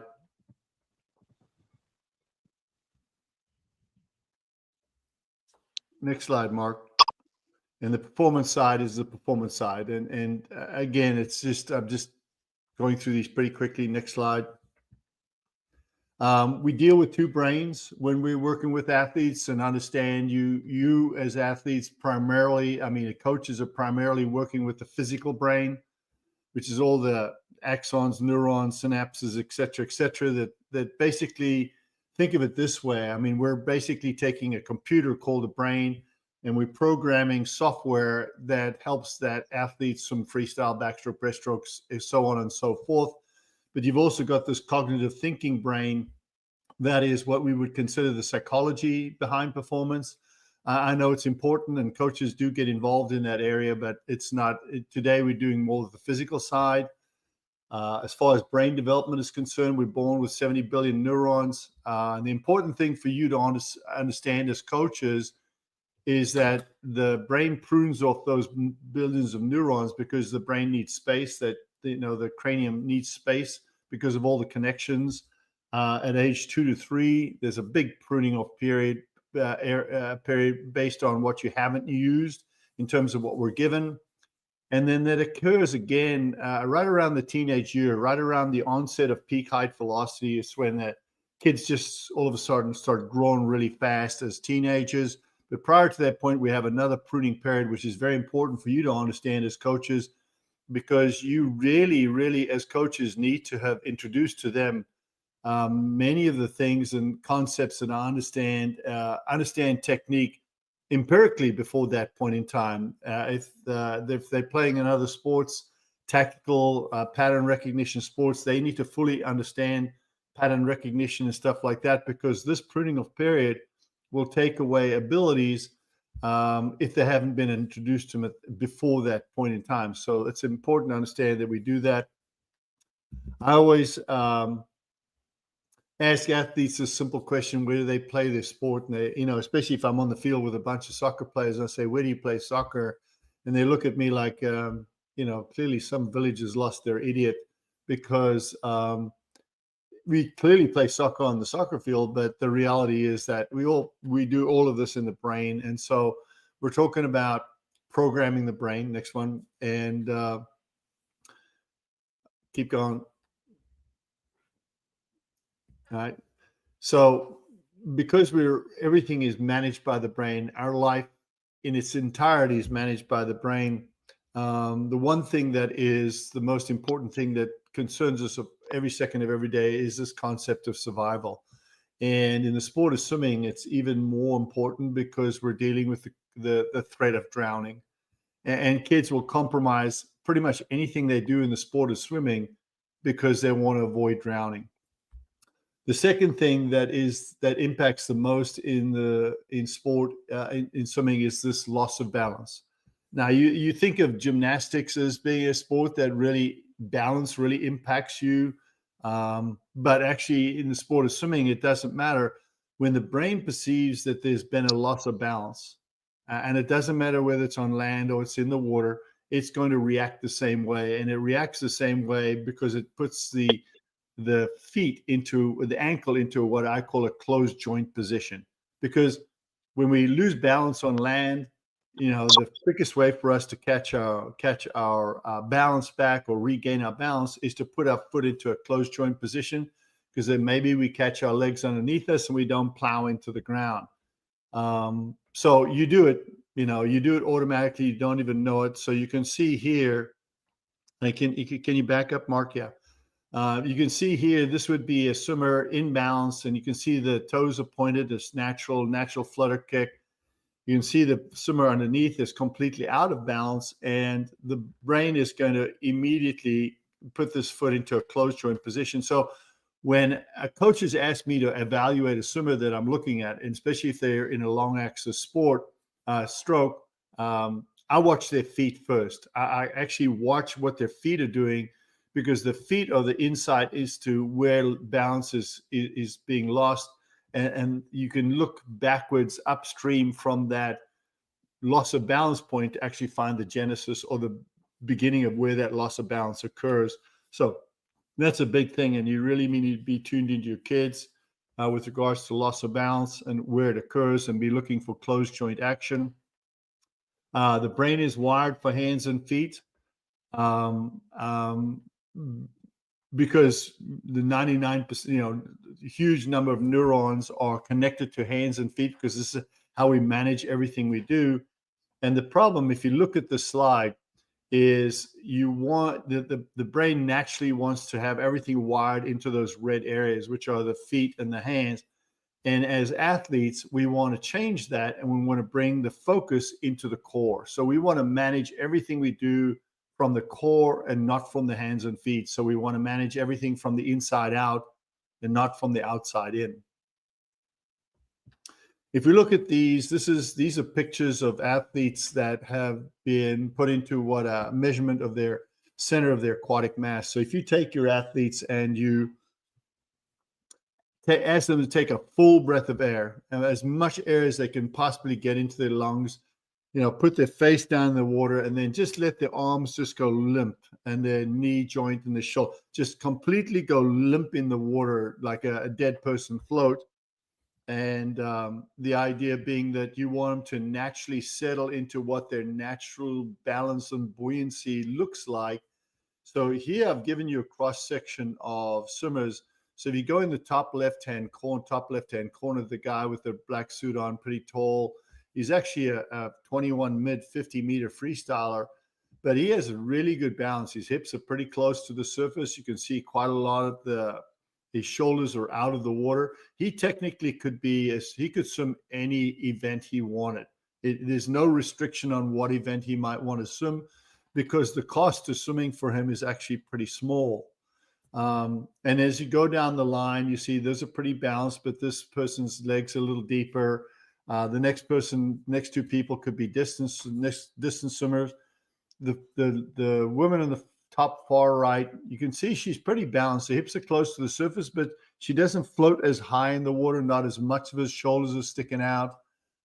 Still probably in the 400 and down area. But now when we get in the bottom row on the left-hand side, we start to see the hips are much deeper. There's not much of the shoulders showing.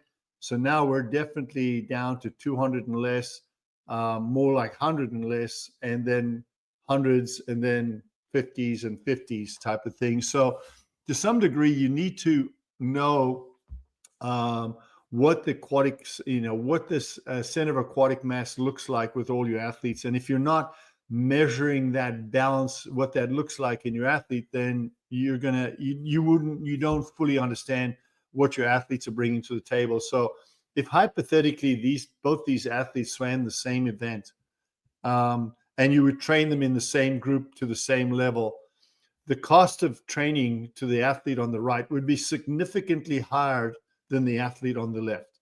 You really have to know what these look like so that you can accommodate what you're dealing with regards to your athletes. And when they're younger, when they're little kids, age 5 through 12 or so, this chops and changes because they're growing and changing, but you still need to be aware of it and understand it and have a sense about it with regard to when you're developing them as young people. If we look at the progression of the athlete line management, which I think is now getting to the bits and the real nuts and bolts of what I want to talk about today, is you want to teach them the base shape, because there's a base shape for all strokes. And that's basically what I would call sort of either the eggshell shape or a pencil position or inline float. And if you're not working with your athletes day to day, working on those elements, then you're not really helping their brains. You're not exposing their brains to things that it needs to understand in order to manage performance or to manage the technique that results in performance. So you teach them the base shape, you teach them how to extend outside of that shape and manage inline balance. You teach them how to rotate that shape, so you're working on the structural integrity of the shape. And then you teach them how to initiate propulsion using their legs or body-based harmonics. And that's the core of what I'm going to show you today. So I'm going to go through freestyle first and just share some thoughts about freestyle. And we'll come back and look at a lot of video today. But I've given you 4 pictures here, and they all relate to freestyle. So I have 4 pictures up there. Normally, if I had an audience in front of me and I could pick on you one by one, I'd say, what is this? How does this relate to freestyle? But I'll share that with you. But you're looking at a kayaker, you're looking at a wind turbine, you're looking at a camel, and you're looking at a hydrofoil. And they all relate to freestyle. And I've asked this question of athletes, how do you relate a wind turbine to freestyle? And eventually they figure out, actually, there's a lot of, you have to use cognitive flexibility, but there's a good relationship between a wind turbine and freestyle. So if we flip over. So we swim freestyle the way you paddle a kayak. And, if you've paddled a kayak, you know that you put in this case, the athlete is putting the left blade in the water. And when you put the left blade in the water, you don't pull on the blade. You don't pull the blade back towards you. You put the blade in the water and you drive the opposite side or the top side. So you put the left side in the water and you drive the right arm and the right hip forward to put pressure on the blade that's in the water to move the craft or the shape forward. And that is exactly what freestyle is. That's exactly how freestyle works. And we have to understand when we swim freestyle, that's how it works. This is a wind turbine. The shape of the blade forces it to spin. The shape of the blade gives it grip in the air, which means that the shape of the hand, how the hand is shaped in freestyle, will give you grip on the water. How you apply pressure to the water gives you grip on the water. But more than that, as the turbine spins, it creates kinetic energy, and that kinetic energy is translated into electrical energy, which is important because we use that electrical energy in our daily lives and stuff like that. But in freestyle, we use kinetic energy in a way where, do we miss a slide, Mark? Can we go back? I think go back. No, go backwards. No, you're going the wrong way. Go the other way. Go back one more. You need to press, there are pictures on this one, but you need to press the space bar. Okay, don't worry about it. I'll catch up with the other way. But kinetic energy in the recovery of the swinging, the recovery of the arm in freestyle creates kinetic energy. And when we can harness that kinetic energy in freestyle, it makes a huge difference. Okay, next slide. We run like a camel. So a camel runs left leg, left leg forward, front leg, back leg, run at the same time. Actually, in freestyle, we're doing the same thing. So if you can look at this video, you can see this athlete has their right hand in the water, beginning to apply pressure to the anchor position. And the right leg is going to begin kicking at the same time. And you can see that the right leg has to kick to rotate the body, while the right arm is applying pressure to that anchor position, while at the same time, the recovery arm or the topside arm is being thrown and connected to the movement. And that topside arm provides what I call kinetic energy, which adds leveraging force, naturally occurring leveraging force to moving the shape of the body or the kayak shape forward in the water. But we actually swim freestyle pretty similar to the way a camel runs. Next one. Hydrofoil. If hydrofoil basically creates flow over the hand. And I had this long discussion with a coach earlier this week about this, but when you get flow of water over an object or plane, a flange or plane, the pitch of the plane will determine how much lift it creates in that object. So what people don't seem to understand is that in freestyle, when the hands enter and extend in the water, you're going to create some level of lift based on the pitch of the fingertips relative to the base of the hand. So if from the fingertips to the base of the hand or the wrist joint is perfectly flat, like there's no pitch at all, they're all in the same line, then you don't create much flow. If the fingertips are pitched below, then you're going to push the hand down. If the fingertips are slightly pitched up off the hand, you're going to create pressure to lift the shape up.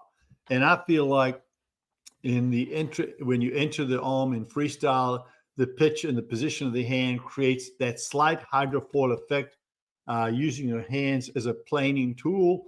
And that creates a little bit of lift to lift your hips out of the water and remove that, especially in the 50 and 100 freestyle, it removes that pool of water that sits in your lower back, and you want to be able to swim a lot higher in the water. And you get that height by creating this sort of hydrofoil planing effect using your hands out front. Next slide. We'll do videos later. So let's go to backstroke.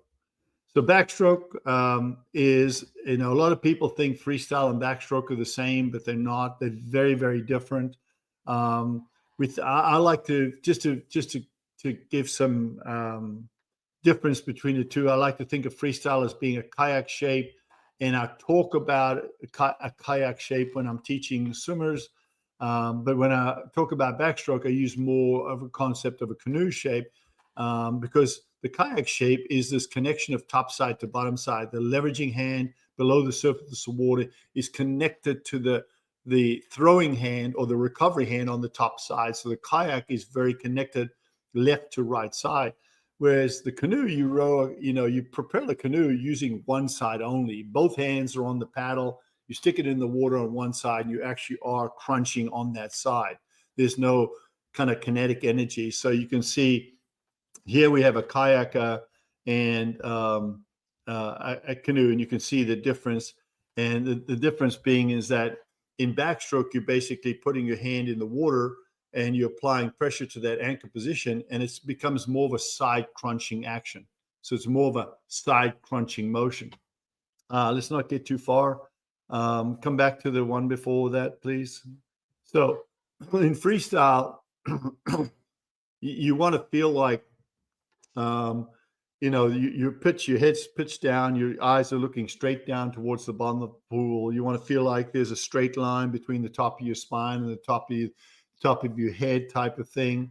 Where backstroke, your head's going to be slightly raised, just slightly raised, like your head's slightly on a pillow, a very shallow pillow type of thing. Next slide.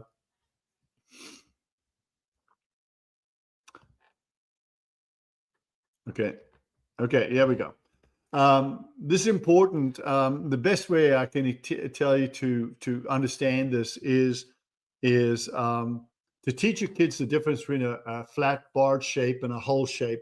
And the hull shape is just looking at the shape, the shape of the hull. So the spine is the shoulders are a little rounded in terms of its presentation, in terms of frontal drag, as opposed to that flat barred shape, and it makes a huge difference.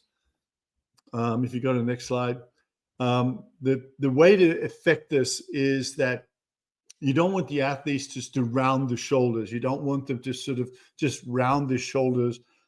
What you want them to do is to feel like they're pulling their sternum towards their towards their spine. So pull that rib cage or the sternum and just pull it down, and the shoulders naturally round in the process. And that's important. So the best way to do this is take your kids and put fins on them.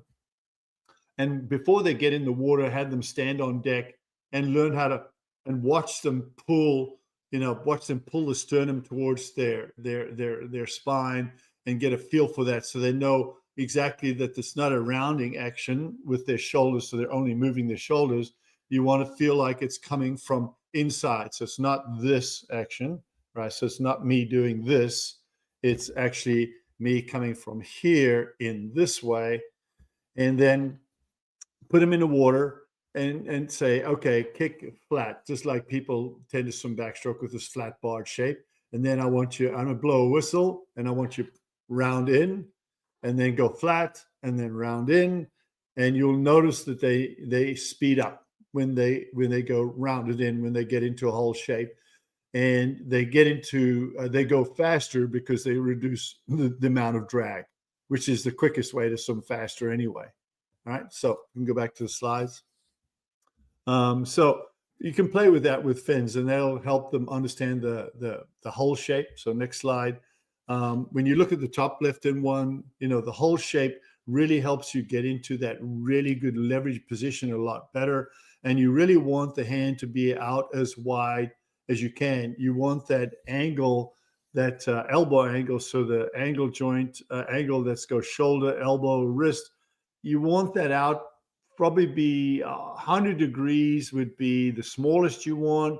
If you can get it out to 120 and beyond, you have to have a little more strength, but you really want to be nice and wide. You don't want to be too narrow like the one down below. And you definitely don't want the elbow joint to be below the plane of the horizontal. So if I draw a red line from the opposite side, through the opposite shoulder, through the current shoulder, so the left shoulder, right shoulder, the elbow joint needs to be above the plane of that. When the elbow joint goes below the plane of that red line, you lose power. You lose leveraging position on the water. Next. That's pretty much, I just talked about that. Again, freestyle and backstroke are not the same. We can go to the next slide. So they're both long axis strokes. They both involve the 6-beat kick. They're both involved in a body-based leveraging action. They both use exchange kicks to rotate the body. But again, you're using how you apply pressure to the anchor position. Again, freestyle is that top side throwing action, full body-based connection, and backstroke is that side crunching kind of action. They just use different tools. So when you're working with your dryland programs, you need to have something that accommodates backstrokers to where the easiest way, with a freestyle, come back to me, Mark.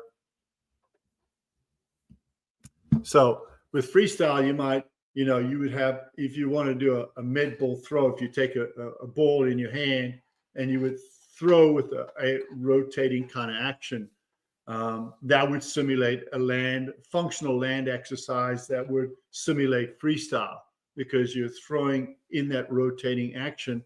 Whereas backstroke, you would keep everything kind of flat and would just be a side kind of throw. So you want to have some exercises that are side crunching type exercises that simulate backstroke, and you want some throwing dynamic exercise that are rotation based. Okay, next slide. And again, I'll just remind you that just what that looks like, right? See the side crunching, the two guys on one side with the, okay, next one. Next one.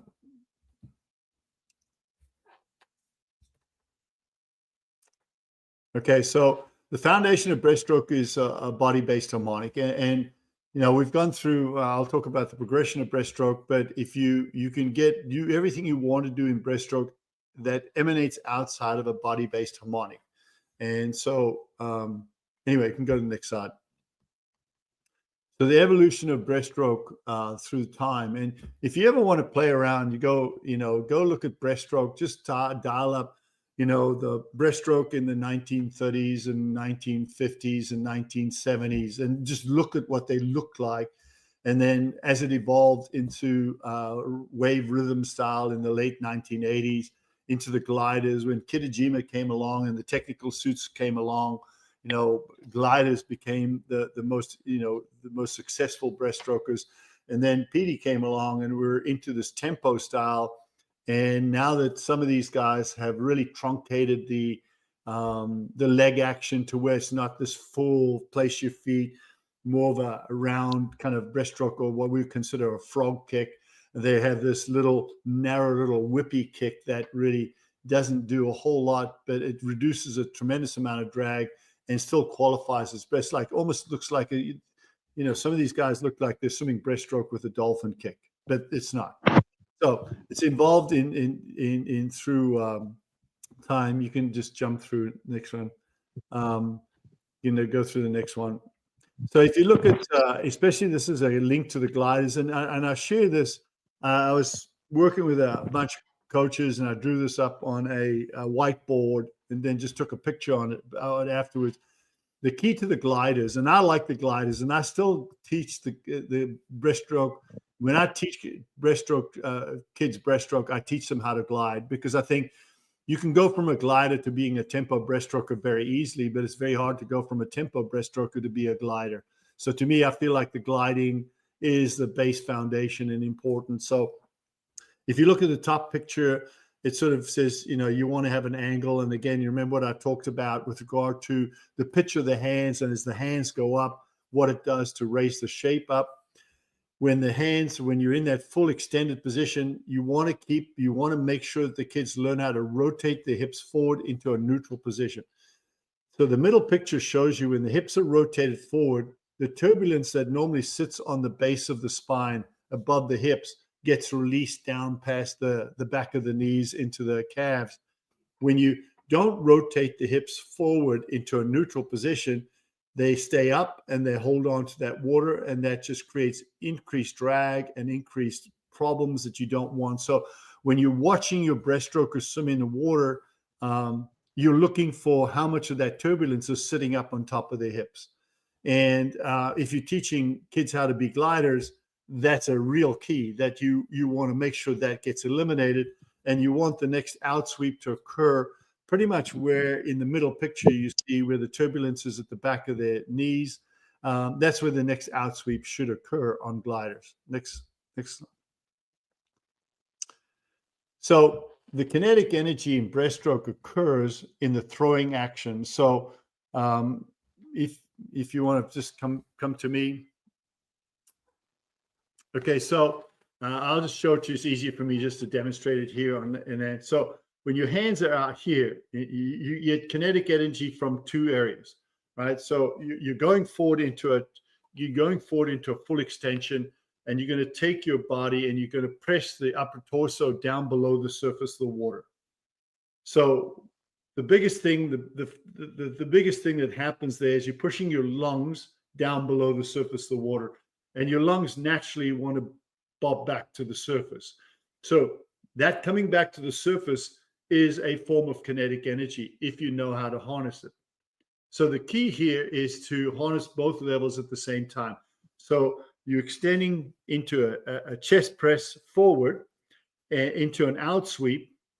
And when your hands turn the corner, when you turn the corner here for the in sweep, as you turn the corner for the in sweep, you allow the chest to come back to the surface. So you have the chest coming up as well as the hands coming in for the in sweep. So you're kind of harnessing that kinetic energy from the chest, and then you're shooting the hands forward as hard and as fast as you can, and using the kinetic energy of the throw to kind of lead the body into that next plant or that next extension, hand extension. So that in sweep in conjunction with the chest bounce creates good kinetic energy in breaststroke. And so you have to teach your kids how to kind of get that. So anyway, come back to me. Go. Okay. So butterfly, again, same thing. It comes out of harmonic. I use the term harmonic. I should explain myself. There was a guy named Bill Boomer who impacted the sport of swimming from the late 1980s until he passed away a couple of years ago. And he was the first person that I ran into that used the term harmonic. And the first time he used the term harmonic with me, I was like, I had no idea what he was talking about. I didn't say, "Hey, coach, what are you talking about harmonic?" It took me a while to figure it out. But, the term we use is undulation or wave pattern. He just liked the term harmonic. And to me, it made sense. So I use that term a lot. But so butterfly definitely comes out of the harmonic-based elements. So the foundation is, and, how big that harmonic is determines in the 1970s, 80s, 90s, the 200 flyers all had a very high level of a harmonic. I mean, there was a really big undulation or harmonic associated with the stroke. And then a swimmer named Attilia Jedrzak came along, and she swam everything with a very flat stroke. And, she changed the paradigm in the 200 flyers, became very flat in terms of the harmonic, very more power-based. In butterfly, we have what I would call impulse-driven or harmonic-driven. There are two different styles in play today. I'm very much a harmonic-driven butterfly. I teach harmonic-driven butterfly. I've never been a big fan of the impulse. Impulse-driven butterfly is based off how Michael Phelps swims butterfly. He really impacted the world with, you can see that picture of him with his chin sticking out of the water when he extends to take a breath. Harmonic driven would be more like Milak, the way he swims butterfly. And he creates as much propulsion on the entry as he does on the exit. Whereas you can go to the next slide. You can actually go to the next slide. So if you look at the impulse driven, it's kind of like this very, very weighted towards getting over the top of the hands and then doing this strong pounding second kick, driving the hands out, put pressure on the hands to drive the shape forward. And you have this huge surge coordinated between the arms exit and the second kick. Whereas the rhythm style is as much the front and the back at the same time. And I like it because it is way more economical. Impulse driven, the entry kick and the pressure, the amount of propulsion that the arms create in the out sweep is very small. Everything is designed to be on the exit kick and the finishing, driving, putting pressure on the arms to drive the shape forward. Whereas harmonic driven is very different. It's balanced. It swims in harmony. It's more economical. It's more economical in terms of the metabolic cost or the energetic cost of swimming the stroke. So to me, is far more effective. If you look at them one on top of the other, that's how they look. The amount of power output is basically the same. They just look very differently. And to be honest with you, like I said, I feel like I prefer the harmonic driven one. So, okay. I think we're pretty close to the end here. Oh yeah, so this the same thing. You have a chest bounce and you have a throw. If you're harmonic driven, then you control the recovery of the arms and you control how they recovery. It becomes very body based on recovery of the arms, and you can actually use them as a kinetic tool. And you can use the chest bounce up front. I think it's important. So if you look at the difference in shape management, the impulse driven is top. It's kind of like classic Phelpsian look with the eyes looking straight forward, whereas the harmonic driven, the management is very different. The best way for me, I teach my kids how to swim butterfly with a tennis ball underneath their chin. So I want them to put a tennis ball, especially when they're younger, and a tennis ball fits in there nice and snugly. Then they need to learn how to swim butterfly with a tennis ball underneath their chin. And when they can do that and breathe at the same time, they figure it out very quickly.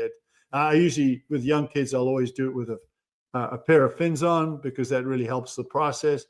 But that's the quickest way to impact everything. Okay, so I've got 3 slides here. Real quick, these 3 slides are, I'll just explain them to you real quickly. When we're dealing with the brain, and these pertain to training and developing your athletes, when we're dealing with how we're taking the brain and exposing the brain to dynamics that make a difference, and everything that we're doing in terms of performance is managed. Think of it as software from the brain. In a traditional model in training, when we're training athletes, we're looking at putting time into conditioning, strength, power on land, weight training, swimming that is geared towards preparing them to swim fast, so more race-specific or race-specific pace level and technique work. So those 4 areas might encompass all the time we have with our athletes in the pool. But a little more of a, go to the next one. An alternative model to this, and you can expand the brain's ability to manage everything that we do, is if you take some of your dry land work and you take some of your maybe work in the water. Let's say we have 20 hours a week, and we get uncomfortable if we spend any time outside of training them inside the sport. My suggestion is to take 2 to 4 hours outside the sport and develop athleticism on land, what I call functional athleticism. So you're asking them to do exercises or sequences of exercises that really put a stress on structural integrity. There's core-based, they're balance-based. So they're really having to do exercise where the brain has to really learn how to manage movement on land. And it might be a sequence of exercises. It might be one exercise that is ballistic or dynamic in terms of movement. But all you're doing is you're putting the athlete's brains into positions to where it is learning how to manage different styles of movement on land. And I would be remiss in introducing the slide to you in not saying that when you're working with kids on land or in the water, any place, is make sure that when you start working with them, that they're ready to do the work that you want them to do. You have to have some way to take inventory or assess them to know that they're ready to do what you want them to do. So don't just willy-nilly look at something on YouTube and say, oh, that looks pretty fun, and just introduce it to your kids, because some of them might not be ready to handle the kind of work. So you have to be able to assess, are they ready to handle the work? Obviously, you have to go back a slide. Just stay on the slide we're in. Make sure they're ready to do what you need to do, and then build it up. Start small and then become more complex. But the more work you teach your brain, if I was given a choice of 10 swimmers that have swum from age 5 till 10, and that's the only sport they'd ever done, but they were really good, accomplished swimmers, or I could choose 10 swimmers who had swum part-time from age 5 through 10, maybe only trained twice a week, but they played soccer and basketball, and they did gymnastics and all this other stuff in those 5 years. I picked those 10 athletes, the ones that have swum a lot less, but their brains had been exposed to a whole bunch of other dynamics. I take those 10 going forward all day, every day. Absolutely, because those brains are way more robust and have experienced way more, that will be much better at solving the problems that that athlete's going to face going forward when they're trying to reach their organic potential. And so the problem with swimming is we don't have a lot of athleticism type stuff being done to make them more athletic. And my feeling is if you introduce some of that stuff into your equation, I think you're going to be much better off, and they will be much better off going forward. Let's go to the next slide. So if you look at, let's look at the far left hand. So I'm looking at the conditioning area, and this is just two ideas that I just want to share with you today. I'm actually working on a podcast on this right now, but conditioning we see is lap swimming reps. It's kind of aerobic training. People might call it threshold training, but it's just swimming rep after rep after rep after rep. I don't know how much of this you do as coaches, but if you take the conditioning component and you kind of augment it with these two areas. The first would be contrast. If you look at that area, it's called contrast. And I put that circle in between conditioning and technique for a reason. Contrast training is doing a resistance training in conjunction with regular technical swimming. So if I'm going to do a set that lasts about 30 to 40 minutes, I'm going to alternate with, in a high resistance environment, swimming with a lot of, in a mindful technique-based environment, swimming with pressure on the water, working with perfect patterns, but with pressure and resistance.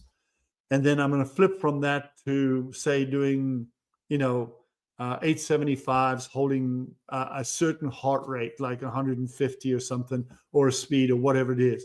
And I go back to resistance, back to the 75s, back to resistance, back to the 75s. And if I did that 3 times, I might be out there 30, 40-minute range. What you find is that when you do this contrast type training, that the resistance, the mindful resistance, actually really helps impact the brain's ability to manage a much better technique when they actually begin swimming the 75s. And you see this amazing kind of, almost they look like they're swimming effortlessly with a very low metabolic cost into their swimming. So when you do contrast training to augment some of the conditioning that you do, you actually find that the brain's ability to really hone in on really good technique and an efficient technique gets enhanced by flipping between the two. And I call that contrast training. Mixed training is a little different. It's a combination of land and water. So if I'm doing a 30 to 40 minute workout with my kids, and I'm saying, my goal is to keep the heart rate somewhere between 150 and 170 range, which is great. Instead of doing 3,100, say, just hypothetically, I wouldn't do 30. Just say hypothetically we'd do 3,100s. That's just an arbitrary number. Rather than do that, I would say do a series of dynamic exercises, med ball slams, planks, different things on both movements, pull-ups, ski erg, some things that you can do on land that create a combination of dynamic ballistic type exercises on land, and then get in the water and do a series of, let's say, again, we'll do these 875s. Then we get out and we do stuff on land. Then we're back in the water, and we're on land and we're back in the water. When you combine the two, and again, you're going to get out to that 30 to 40 minute time span.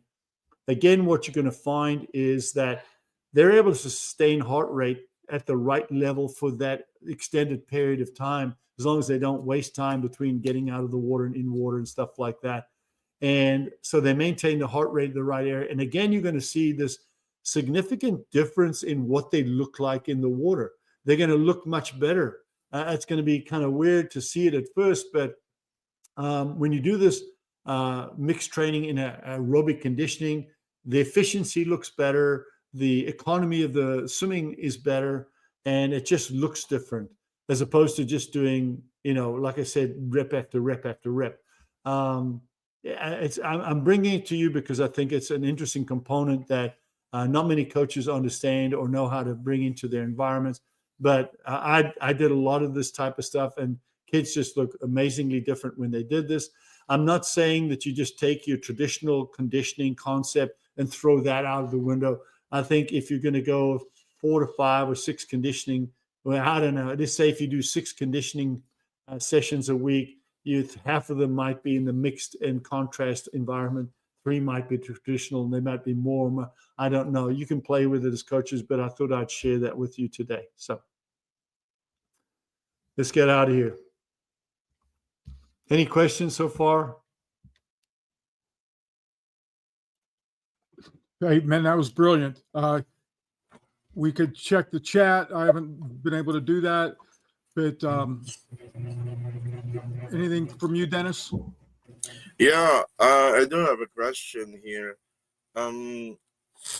Coach, you showed when you swam the 100-meter freestyle on that uh 49 Yep. 49 that you made, um Coach Jonty, what what is in your head? Your objective was just to get about um the big lead on the first 50, or you have a target time on the first 50? I talked today about brain training and how everything we do is software in the brain.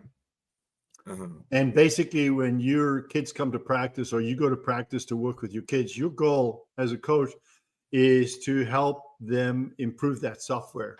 And I didn't understand this when I was swimming at the time. And I didn't understand conceptually what I'm talking about today when I was swimming at the time. But the best way I can describe it is that when I swam that race, it just happened, right? I don't remember actually even swimming the race. It just happened. So there was, I had a conceptually, I had a tech, I was going to do X going out and I was going to do X coming back. In my mind, I had a program as to how I was going to go about it. But I distinctly remember swimming the prelims and getting out and my coach saying, when you get to there was a line on the bottom of the pool at about 35 meters. And he said, when you get to that 35-meter line tonight, I want you to begin to accelerate into the turn, because I was kind of taking out, kind of accelerating out of the start, being smooth into the turn, and then just hammering the back half. That was the goal of the race. But he said, listen, I want you to sort of accelerate into the wall from that line. So pick up your tempo and get through the wall and bring it home. And I remember even in the race when, and I had sort of in warm-ups that night when I came in the pool, I sort of swam a smooth. And then when I saw the line, I sort of, in my mind, I sort of picked it up and went into my turn and did a turn. So I sort of got my brain programmed, so that when my eyes saw that line, this is what was going to happen. And so the race that night, that day, it was actually 3:00 in the afternoon. I just remember sort of seeing this was like an out of body experience. I remember seeing that line, and I just remember everything just picking it up. I wasn't consciously saying, oh, there's the line, I got to pick it up. It just happened, right? The turn happened, the second lap, everything happened. I finished the race. There was no fatigue, no anything at all. So to me, what I did as an athlete is I was able to, on my preparation, on this cognitive thinking mind, I was able to get out of my own way. I had all the stuff programmed, ready to go to do what I wanted to achieve. And all I did behind the blocks was make sure I got out of my own way. I didn't get concerned with the temperature and the fact that it was in the mid-90s. There was humidity out of the wazoo. It was in the middle of the afternoon. None of that concerned me. It was just, okay, here we are. This is my lane. Let's go. I didn't care who was swimming next to me. I didn't care who I was racing. They weren't important. It wasn't important at that time. It was just letting it go. You were coming from what time? Before you made the 49, you were coming from what? 56, 55? 50.8. Oh, 50.8. Okay. Yeah. But I mean, I'd spent all year, that year, I said my goal was to go 49.9. Mm-hmm. That was my goal, right? That's what I wanted to achieve. And I was really mad when Montgomery went 49.9 at the Olympics. He went 49.98, and I was like, that guy, he got there ahead of me. But it was, and if you look at it technically, I mean, when you watch that race technically, I think the last time I showed this race to a group of swimmers, I was up in Indiana in 2019, and they said, "Coach, come on, you got that 100 free. We want to watch it." So I said, "Okay, we can watch it." So I pulled it up on the screen. I had it up on a big screen, and they were nice kids, So they watched the race. The first remark is like, "You don't have goggles on." I'm like, "Yeah, this is 1976. Goggles didn't work the way they work today, Yeah. And And I felt the swimming pool is too shallow. oh, it was. Yeah. It was long. It was But 6 your height is above 6-footer. It does, yeah, 6'5", but I'm 197 Wow. meters, Okay. but 1 centimeters. But our dives were so horrible in those days. We didn't get much below the surface of the water anyway. It didn't matter. Yeah. Anyway, It's too so shallow. I start the race, and they see me the start and the transition and begin to swim, and they're nice kids. So I hear this, I hear these stifled, like, "Oh my God, that was horrible," And they watch me swim, and then they see the turn on the far end and how I come out of the turn, and now they can't stop themselves. They go, "Oh my God, that was horrible! How did you go that fast?" Yeah. Yeah. So There's a big Anyway. difference. Yeah. anyway, I don't want to bore people. Let's get to what I want to share. So I'm going to share my screen. Hopefully this works.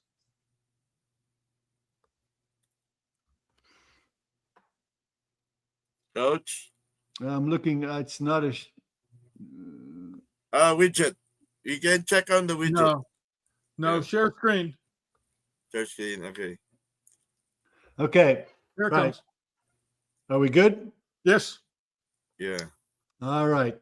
Now I'm gonna share you some things with your coaches. This is, to me, this is probably as important. This is stuff that you're teaching kids. I think should be a foundation every day.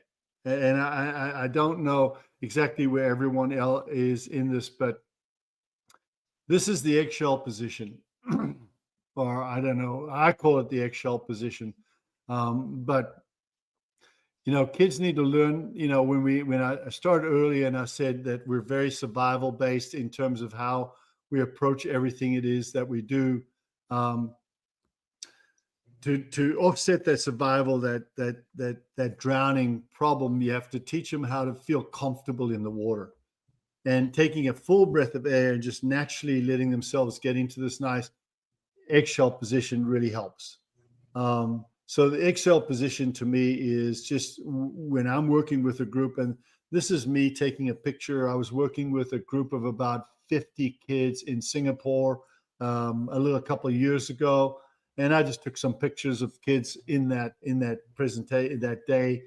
So this is eggshell position, and this would be from there. You would take the eggshell position to extend it into an inline float. So they would, once they feel comfortable eggshell, then they would extend out into inline float. And when you do this type of thing. When you do that, when you go from this position into this position, you're really taking that sort of getting the comfort in terms of, I can bob and float at the surface of the water into sort of that kind of inline sort of kayak kind of shape in the water. You can do it in different ways, and I like to do it in different ways. So this is a pencil position, learning how to just, and this one's a little harder because now they're sort of in a position where they are kind of having to bob a little and hold their position. So he's just doing it, just holding it sort of up and down in the water. But eventually you want to take pencil vision, take this. And so he's going to go into the same thing. He's going to go into an inline float. And so you'll just lean forward and then extend that out into an inline float. I think these are things that you should be doing with kids. These are things I'm doing with college kids. These are kids I'm doing with kids that are sub 50 in the 100-meter freestyle. So these are important things to do. I also have them sort of put a pull buoy between their legs and just work on that, just kind of maintaining that really good posture in the water, this kind of If they're on their back, it's a canoe position. If they're on their stomach, it's a kayak position. But the idea is you want a nice sort of flat back position down here, nice flat back position. You put the pull buoy in here, nice toe point, everything in just that nice, perfectly straight line type of thing. This is what I'm looking for. And so you can get them out there. And then once they feel real comfortable with that, which is where I start with them, I would put them in the water and say, okay, we're going to start out and I'm going to blow a whistle. When I blow a whistle, you're going to release the pull buoy, and I want you to maintain this position. So you can see she's done a great job here of maintaining a really good position with a great posture and line with the toe point, and she's maintaining the body at the surface of the water. In this case, kids that are very leg heavy, the legs would begin to sink. And so I explained to them that's normal, that's natural. Just try to fight it so they don't sink as fast. Hold on to them a little better. But, the progression would be I would start them in line. I would start them in line with a pull buoy. And once I feel like they're really comfortable with the pull buoy and they've got the right posture, then I let the pull buoy pop out and so hold that posture. So I'm just teaching them how to manage the structural integrity of the shape of the shape, and how to maintain balance in the water.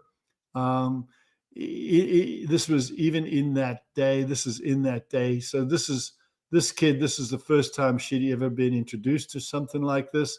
So she's learning how to take that, again, just rolling, sorry, I'm trying to get it back to, it's not being nice to me today. So she's just learning how to rotate in the water, right? Let me give you just show you some. This is probably the best body line management person I've ever come across. This athlete's name is Hannah Miley.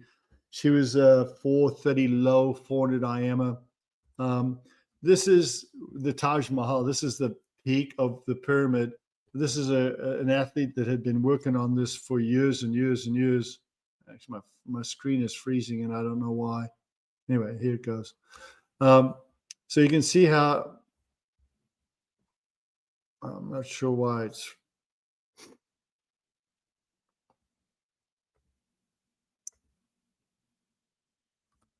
so she's going to rotate around very slow, no pull buoy. It's a little tougher coming out. Everything has to be core based. They can't be doing. Sorry, my apologies. This is actually not working really well right now. So that would have been a fairly good sequence, and now she'll rotate onto the other side, and it has to be core based in what they do. Come on.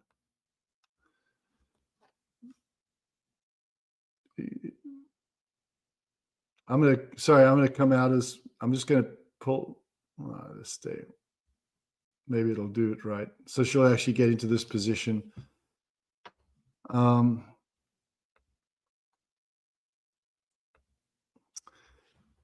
So my apologies. I'm just having technical. This is not going the way I want it to go. So I'm just going to close this down and reopen it.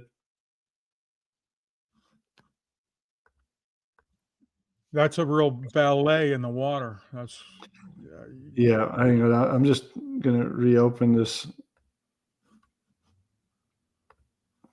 No, it's line management. It's just learning how to manage the shape and balance of the line, and it has to be core centered.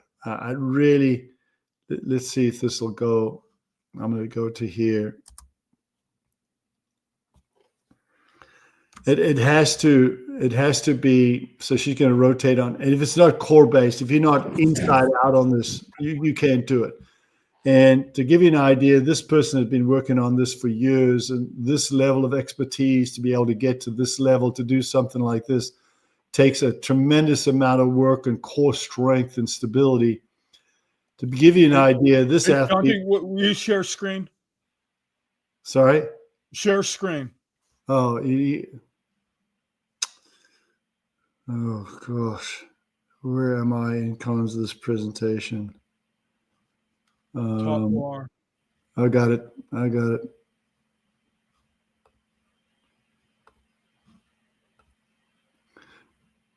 Got it.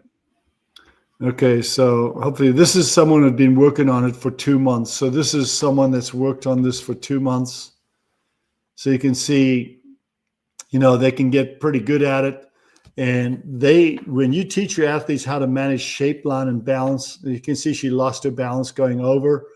But when you teach kids how to manage shape, line, and balance, that the brain's ability to manage the shape the way she's managing the shape translates into how it manages that, propelling that shape at high velocity. They improve time significantly, really significantly, when they learn how to do things like this. If you have a kid with really heavy legs, then you would keep the pull buoy in there and just let it rotate. So this is a 48 low 100-meter freestyler. His legs are a little heavier, but he's working on maintaining the structural integrity of that shape. These would be, this is a balance drill. So in this case, this is a normal Wednesday when we're working on structural integrity, line, shape, and balance in a pool. This is an example of something they might do in the pool. So she's actually locked her pull buoy in with a strap, but to manage this takes a lot of structural integrity and connection from the core to be able to do this and maintain the balance of the body the way she's maintaining the balance of the body. So I'm just showing you some things that are relative to some of the things that I think are important. So let me make sure. Let's go back here. So this is these two things are important. This just so you understand, so the coaches understand. This is another group of kids I work with in Singapore. This boy, he's the first time he'd been exposed to this type of clinic. So he's very raw. He was the best of the bunch at doing this. So he's going to go from an eggshell to an inline. So he's going to go eggshell to a harmonic.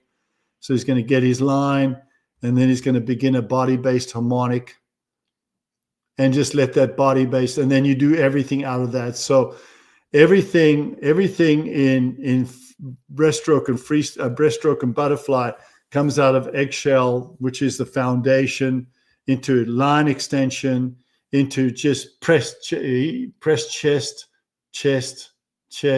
and get that nice harmonic. Now you do everything out of that harmonic, right? You do arm action, single arm action, that type of stuff out of the harmonic.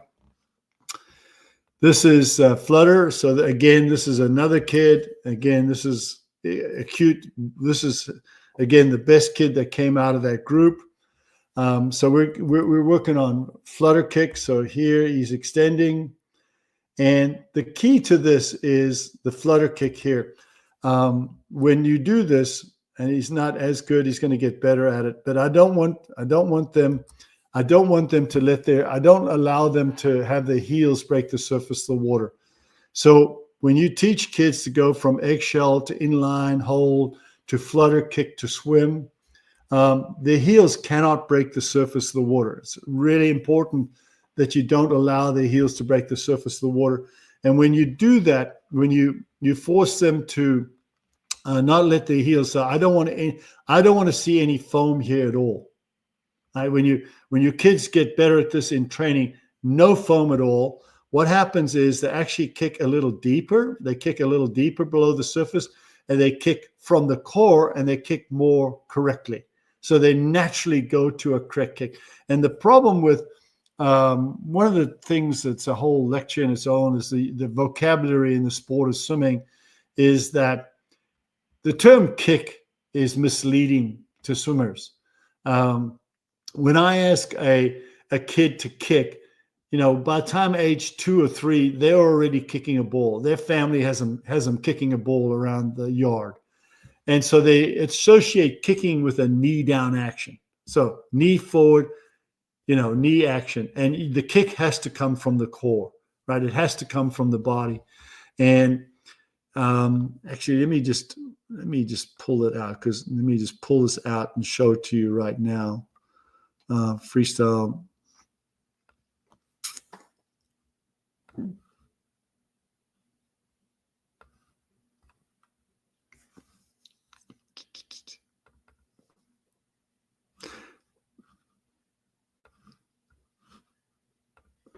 So normally if I was in a room, I'd say, okay, which is the better kicker? So I want everyone to look at this, right? You're looking at two kickers.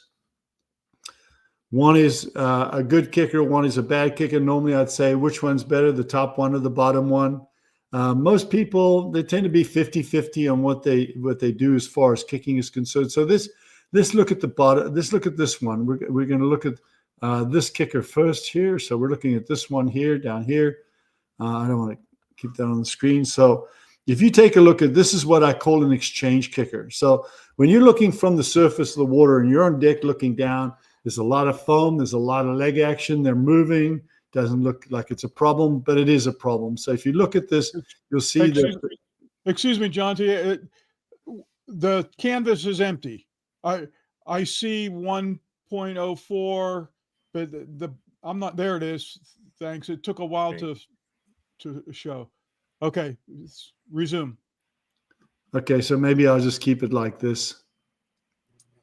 I'll keep it like this. Maybe this will be easier than when I go to big screen, it probably doesn't handle it. So if you watch his knee, so now we're looking at the knee here, right? So we're looking at this. So we're looking at the knee down in here, which is important. So the knee's going to drive down. So the knee drives down, and then you can see the foot coming down with it. But watch the knee. See the knee exchange. See the knee go up. And this occurs somewhere around this 150-degree angle. I'm not going to draw angles on the screen, but somewhere in that 150, 160-degree angle, the knee releases to the surface. And when the knee releases to the surface, there's no ability to do an up kick. There's no ability to have grip on the water and create vortices in an up kick. So it's really sort of a down kick only. And it's sort of what I call an exchange kick. So let's take a look at this guy up in here. So we're taking a look at what I call a correct kick. So now we're going to see the knee drive down, and you can see how it hold, the knee holds, and then releases late. And now we've got an up kick. See the difference between the two? Now we hold, and now we have an up kick. And that's the difference between an efficient kicker and a non-efficient kicker in exchange.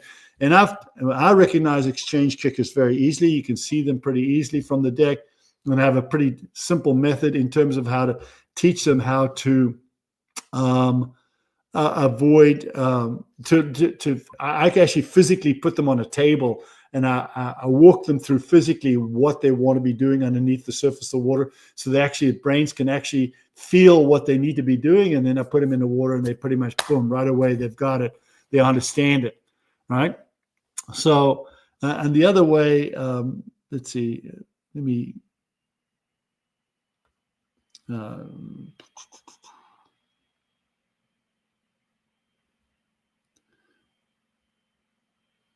anyway, I'm going to go back to this, I'm going back to this picture here. So when we look at this, I want the feet well below the surface of the water. I want the knees down nice and deep. I really want them down nice and deep down here, right? And I don't want them breaking the surface of the water, and they will naturally learn how to kick correctly because the knees are deep and they can't break the surface of the water. They tend to go deeper with their foot, and they hold that angle up, and they learn how to kick back, and it comes from the core.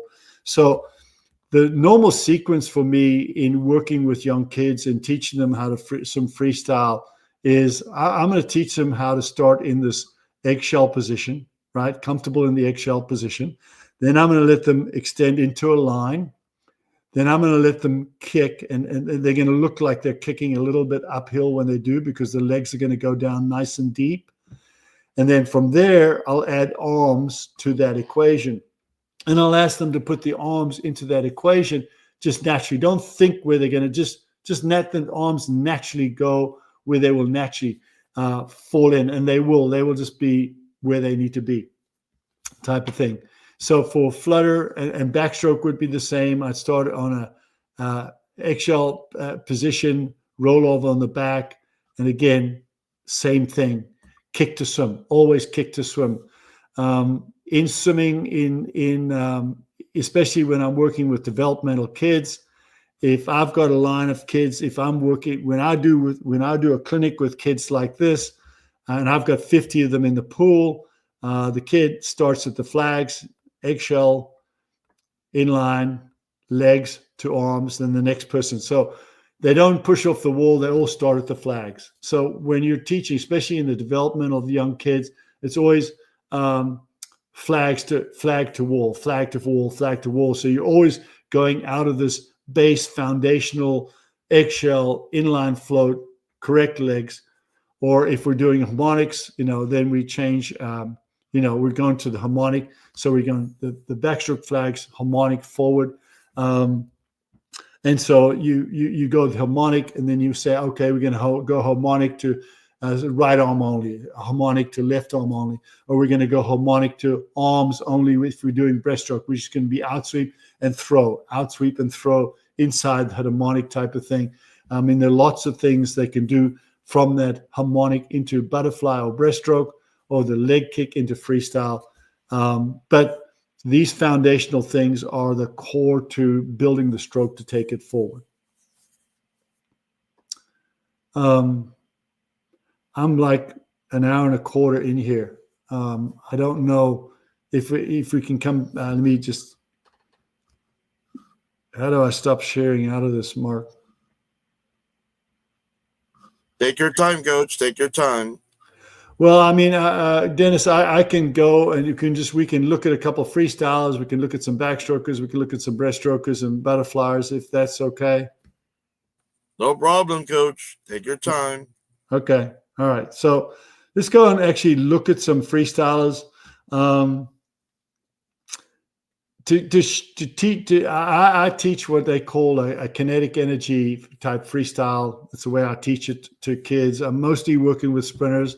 I didn't work as much with distance-oriented people. Obviously, distance-oriented people would swim with a more traditional technique. But the idea is that when I watched this race in 2010, and it was I was just at the European Championships filming the final of the 50 freestyle, and I didn't know at the time what I was going to capture. But when I got back to the hotel that night and actually looked at it, that night I looked at this race 40 times, and I was absolutely, the Europeans, the Commonwealth people have the term gobsmacked. When I realized what I was looking at. So this is that race, and this race influenced me more with freestyle than any race ever before. So we're looking at two freestylers, and we're looking at mainly these two guys in here. Sorry.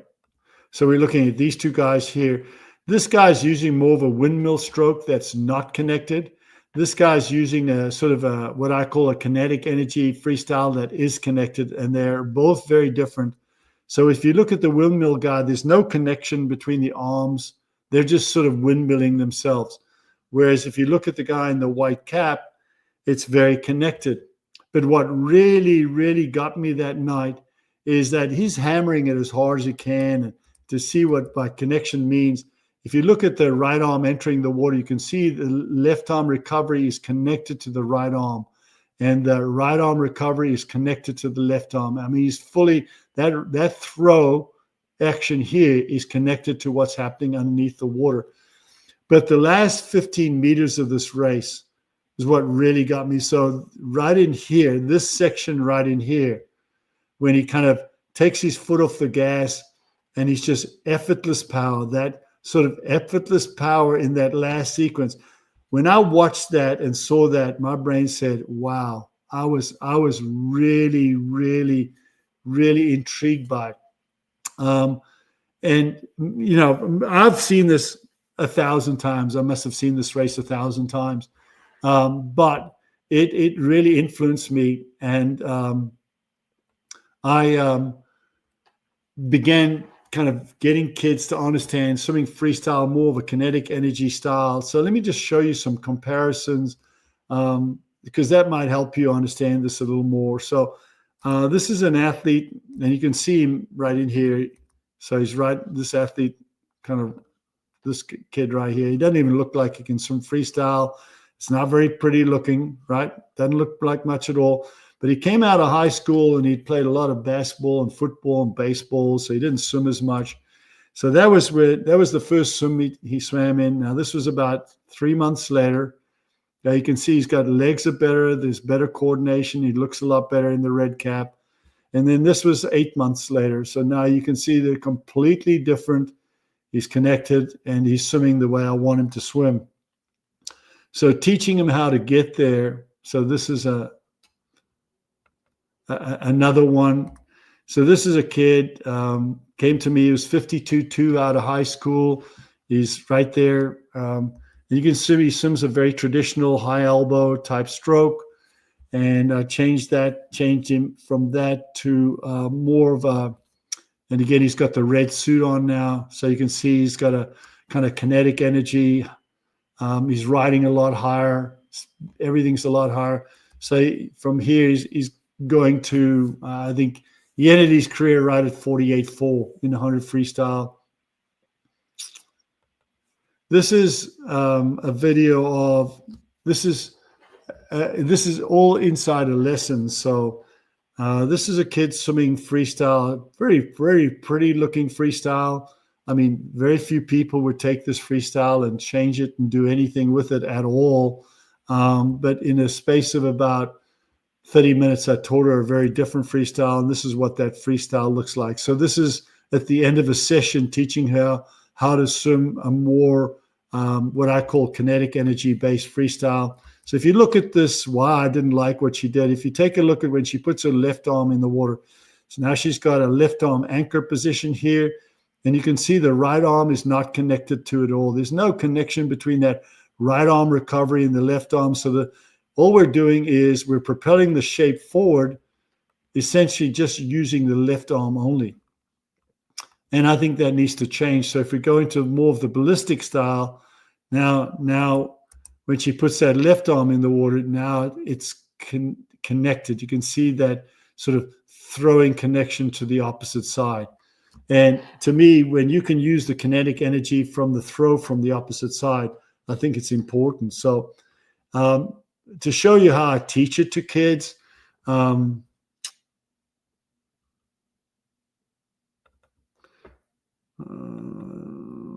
this is what I call, this is actually like a tomato. Actually, it's this one. I don't want him to.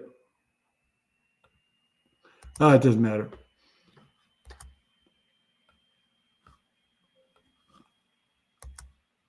So this is just using so this is kind of like he's paddling his kayak. He's going to put one side in the water, put a hand in the water, and he's going to throw the opposite side. See him throw the opposite side, boom. And then he's going to put the other hand in the water, and he's going to throw the opposite side. So when I put this stick in his hand, and it's actually a piece of plastic, it's a tomato stake. It's put in the ground for tomatoes to run up and down. So I allow, basically what I'm doing here is I'm taking his brain and I'm helping his brain understand how to get connected top side to bottom side by putting a stick in his hand. The next thing I would do is I take an athlete and I put what they call an alignment kickboard, and I put the alignment kickboard on one side. And I like this because it has a level of buoyancy to it, right? And so you actually have to put pressure on it to press down, which kind of simulates, because when they're swimming, they're actually there's an enter pressure period that creates the lift for the hips. So this floaty kickboard kind of simulates that. And then on the opposite side, I put a 1 to 2 pound weight on their wrist.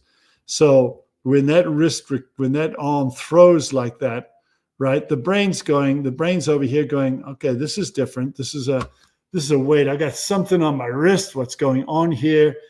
And so when I taught freestyle to kids, I wanted to put them into an environment that was completely different, completely new. I don't want to go into at length to explain why, but it's easier to teach the brain something new when you take it a little bit away from what it knows. So it's in a completely new environment. So with this floaty kickboard, that's different. That's not really, it is freestyle, but it's not really freestyle. So what's going on here? So the brain becomes more awake and tunes into what it's doing. I've got the weight over here. So I'm going to teach the brain how to connect throwing that weight to driving this paddle down and use it as a leveraging tool to vault the swimmer forward. So I've gone from having a stick in the hand, now to more functional freestyle. So this becomes more like freestyle. But again, I'm teaching the brain how to take the opposite side to throw it against that side. All right? So that's really all, that I don't want to, the bottom line with me with freestyle is I'm still going to come back to that eggshell position. I do this with my world-class kids, right? I take them eggshell position to inline float, to starting the legs, going legs for 5, building the legs slow to max, and then adding the arms. So when we're doing explosive power, race level performance sprinting in training, it always starts from a neutral position, a balanced neutral position. I very rarely have them push off a wall and do that. Yeah, I still do some of that, but a large majority of the time is going from what I call a balanced neutral position. And it's always legs to arms. And I always want the legs to be deep to start with, and then build to max power, and then I add the arms, right? You can still do that and do it with perfect technique. I could do the same thing. Instead of sprinting, I can go to perfect technique. But again, ultimately, you're taking this computer, the brain, and you want to create the best environment you can as a coach to allow the brain to absorb and understand what it is you're trying to get it to learn, to understand, type of thing. So, I mean, I could show you a whole bunch of freestyle, right? I don't think it helps anymore, but that probably we'll leave freestyle at that. We'll go to another stroke here, backstroke.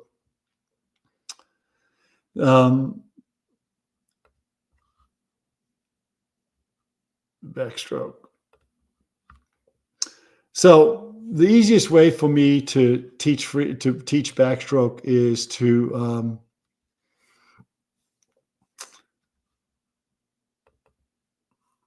so I do it in a kind of, when I do a clinic in backstroke, I find actually backstroke's pretty simple. I don't want to get too complicated, and I don't want to pull out too many things. So the easiest way is to teach them, I'm going to come back to putting them in position where I put them in line and float with the kickboard, then release the kickboard. So I work with the shape and the balance of the shape and the connectivity of the shape. And then I have them kick. So I want them to understand the whole shape. So I do those independently. But then I like to sculling to a double arm sweep. That nice. And you can see that that double arm sweep is, again, a nice wide, and it's just a sort of an impulse and it just like wide double arm thing. And then to me, there are two things I'm going to do with backstroke is I'm going to teach them to swim backstroke with their head up nice and high. Now, there's a better one than that.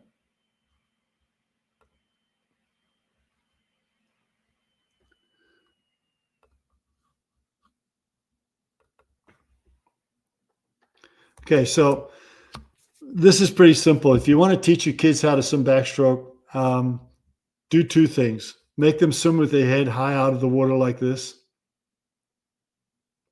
And it looks weird, but what happens with backstrokers when you make this a focus and a priority, these two things. Double arms. Let me just do that. Let me show you the other one. Sorry,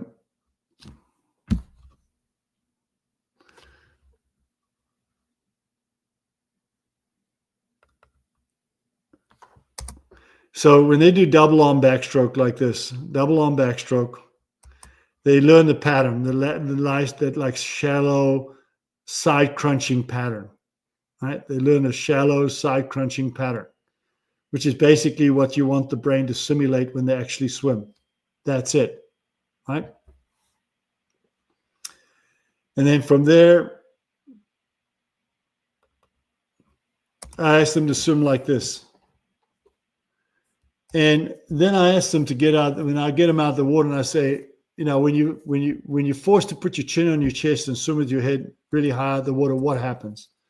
And these things happen instantaneously. Number one, you can't swim unless you're connected. You absolutely cannot swim unless everything is connected. Legs, core, everything comes from the core. It forces the kicker, the athlete, to kick from the core. Right? Number one, it forces the athlete to kick from the core. Number two, it forces the athlete to enter the arms at the correct position at 11 and 1 o'clock. Right? It just forces them to do it. Number three, it forces them to get right into that anchor position right in here. They go straight into that anchor position right away. There's no ifs, ands, or buts about it. They go straight into it. And again, if you're thinking about this in terms of, okay, what can I do? What can I do to help the brain understand certain things in backstroke? And again, think of it as, let me just do it at slower speeds, and then that'll help. So what can I do to expose the brain to understand where the entry positions are, right? How to connect the core to the leg action, right? How to maintain a kind of again, this straight to anchor position. So I'm straight into creating propulsion right away. And it stays and maintains its balance very well. And I would suggest that when you teach it with fins on, because it helps a lot to learn how to do it. But again, between that and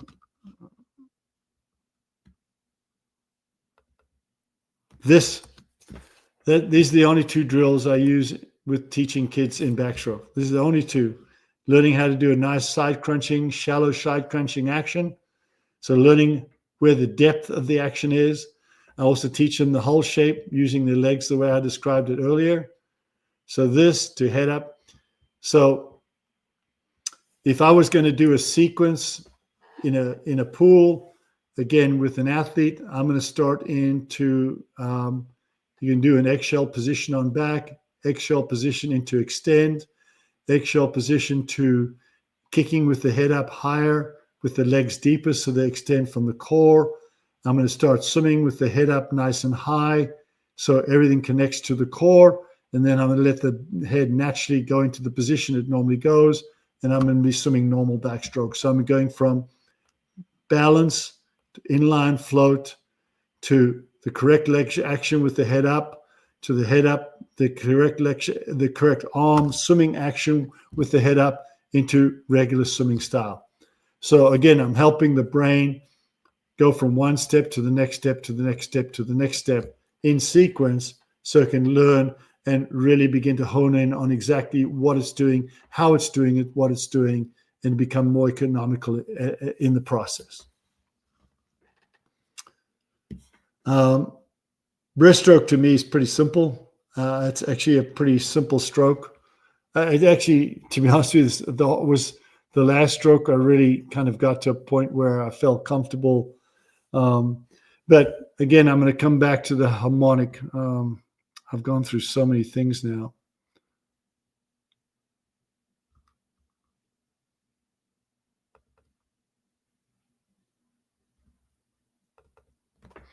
So I'm going to come back to this.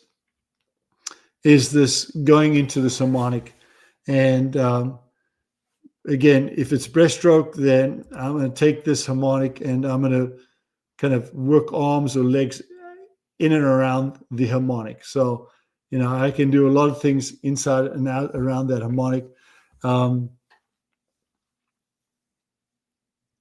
like I said, I don't get too many things here.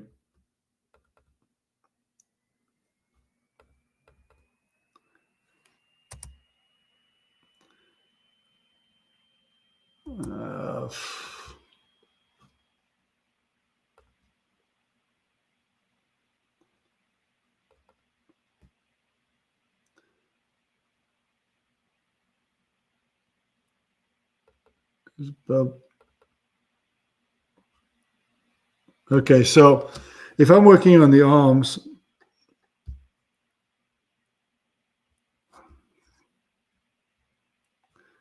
okay, let me get out here.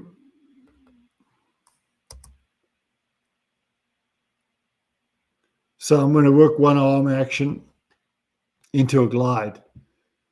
So flutter kick into one arm action glide is just working on the upper body. These are drills I normally do. This would be fast hands chin up drill with a flutter kick. This would be fast hands with getting the head in line. So fast hands, flutter kick, fast hands, head in line.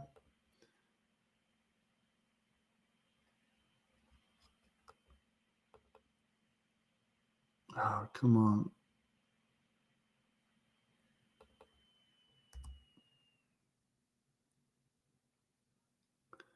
And that's just adding a dolphin kick. And then from there, you take this into a dolphin kick. You can actually take that into a breaststroke kick. So I'm just working on the fast hand side of things. The leg kick, probably best just doing it on your back, learning how to kick breaststroke on your back. This is probably the best way to do it. You're just kicking breaststroke on the back. And again, the reason I love breaststroke kick on the back is that they can maintain this really good line in the body. So you really want to keep the hips up top, knees at the surface, and you're really just using the legs, again, as that whipping, kind of closing whipping action. So they get a sense of that line and position.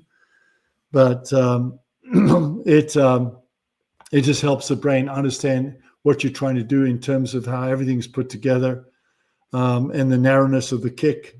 Some people like to put a pull boy in here to keep the knees nice and narrow.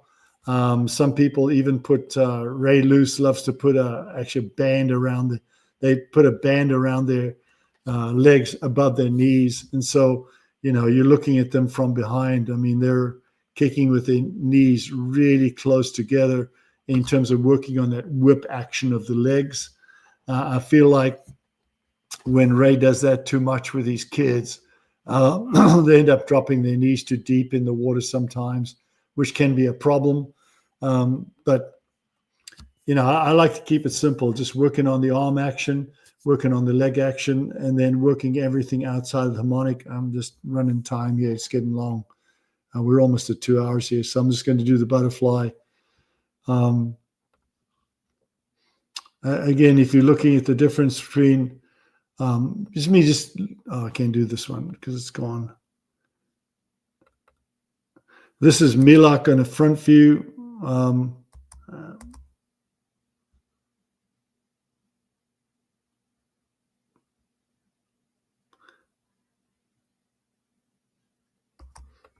Let me get this.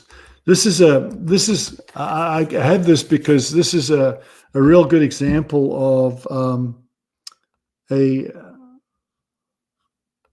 swimmer that uses a lot of undulation. So she uses a lot of undulation to get what she's looking for. So there's damn it. Hang on, I'm gonna have to go out and come back in again.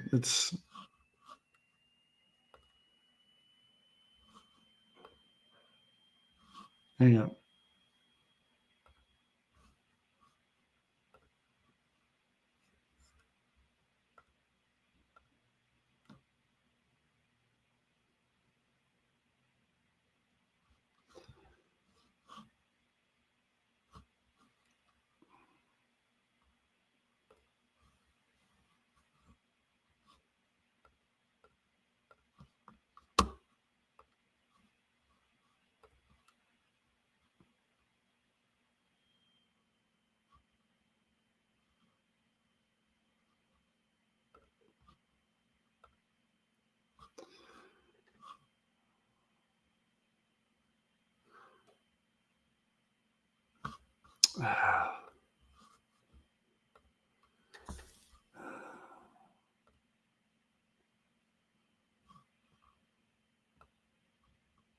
Why is it not showing me the screen I want?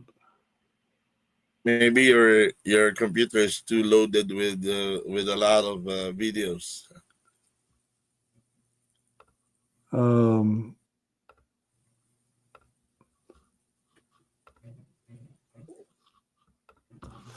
Okay, let me try it again.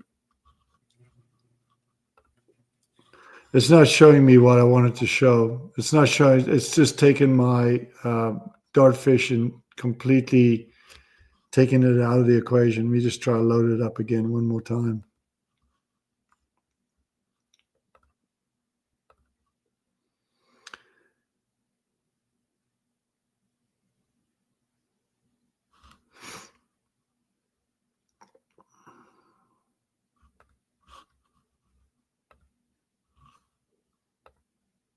Okay, I'm back. Okay. Looks good. So this would be an example of a high, really a lot of undulation as a swimmer. You can see that there's it's just, I don't know why this program is just not happy right now. It's just not happy. It's just not happy at all.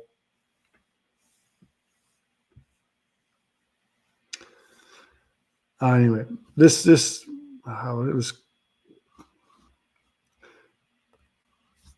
We'll let it go. I'm just going to come back to the screen. I mean, I've shown a lot of stuff. I mean, the main stuff I wanted to share with coaches today were that core floating, inline float, eggshell, extending everything from there. The points I really wanted to make today is teach your kids how to float, teach them how to extend out of their float and hold and manage that line in a canoe or kayak shape.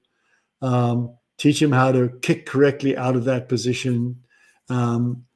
Teach them how to create harmonic out of that position. Teach them how to kick from depth. And you will change, I think, really a good example is I did a clinic for a group up in Cleveland and took them through a lot of the stuff that I normally take a team through when I teach a clinic like this. And one of the things I left the coach with is that time them from getting into a neutral position at the flags. So they go from eggshell to inline at the flags with their hips at the flags. And they can kick as hard as they can build the kicks to max velocity kick in 5 meters. Take 4 cycles in a 25-yard pool. So bump, bump, bump, bump, bump, bump, bump. And then extend their arm into an inline glide. And can they get to the other wall? Can they do this and get to the other wall? And clearly they couldn't that day. None of them could that day. Even the best kids couldn't get to the other wall. And then a couple of weeks later, he called me up and he said, okay, we're getting to the wall now. And then about a month and a half later, he said, we're not only getting to the wall, but we're getting to the wall pretty quickly. So they're learning how to go from inline to much better legs power into very efficient, powerful arms, and then maintaining the structural integrity of the body as they glide into the wall.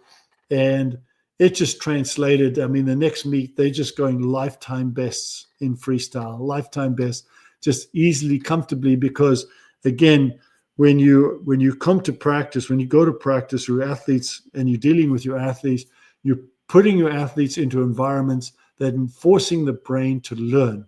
You're forcing the brain to understand concepts and principles that are that kind of help it become much better at managing the structural integrity of the shape that you're propelling at whatever velocity you're propelling it at. And the more you can create environments where it's doing that, the better off they're going to be. When I got to the University of Indiana in 2019, I had been working with the kids for a month. And I mean, these are elite level swimmers. I mean, there are kids that swim at the Olympic Games. And I said, all right, in a 25-yard pool, I want to see when you do a push off the wall, when you push off the wall and you cannot use your legs at all, how far can you go? And they were like, oh, yeah, all right, that's good. The challenge. So I had like 20 kids in the water, and they kind of pushed off in pairs. And the large majority of them couldn't even get to 15 meters. A couple of them got past 15 meters to between 15 and the flags. And they thought they were really good. And they were just like, yelling at everyone else like they were the king of the hill. And I said, that's not really good. And I took a swimmer that I had been working with for 4 or 5 years. And I said, do a push and glide. And he got in the pool and he pushed and glide and he went all the way to the other side. And they're looking at him like, that's not possible. How does he do that? Well, the reality is he can do that because he has worked really hard to understand the structural integrity of the shape, how to manage the balance of the shape. He knew what angle to push off, what angle to come up. He knew how to use his lungs coming back to the surface as a flotation device to create energy. And he knew the right angle to bring it back to the surface to carry him all the way to the wall.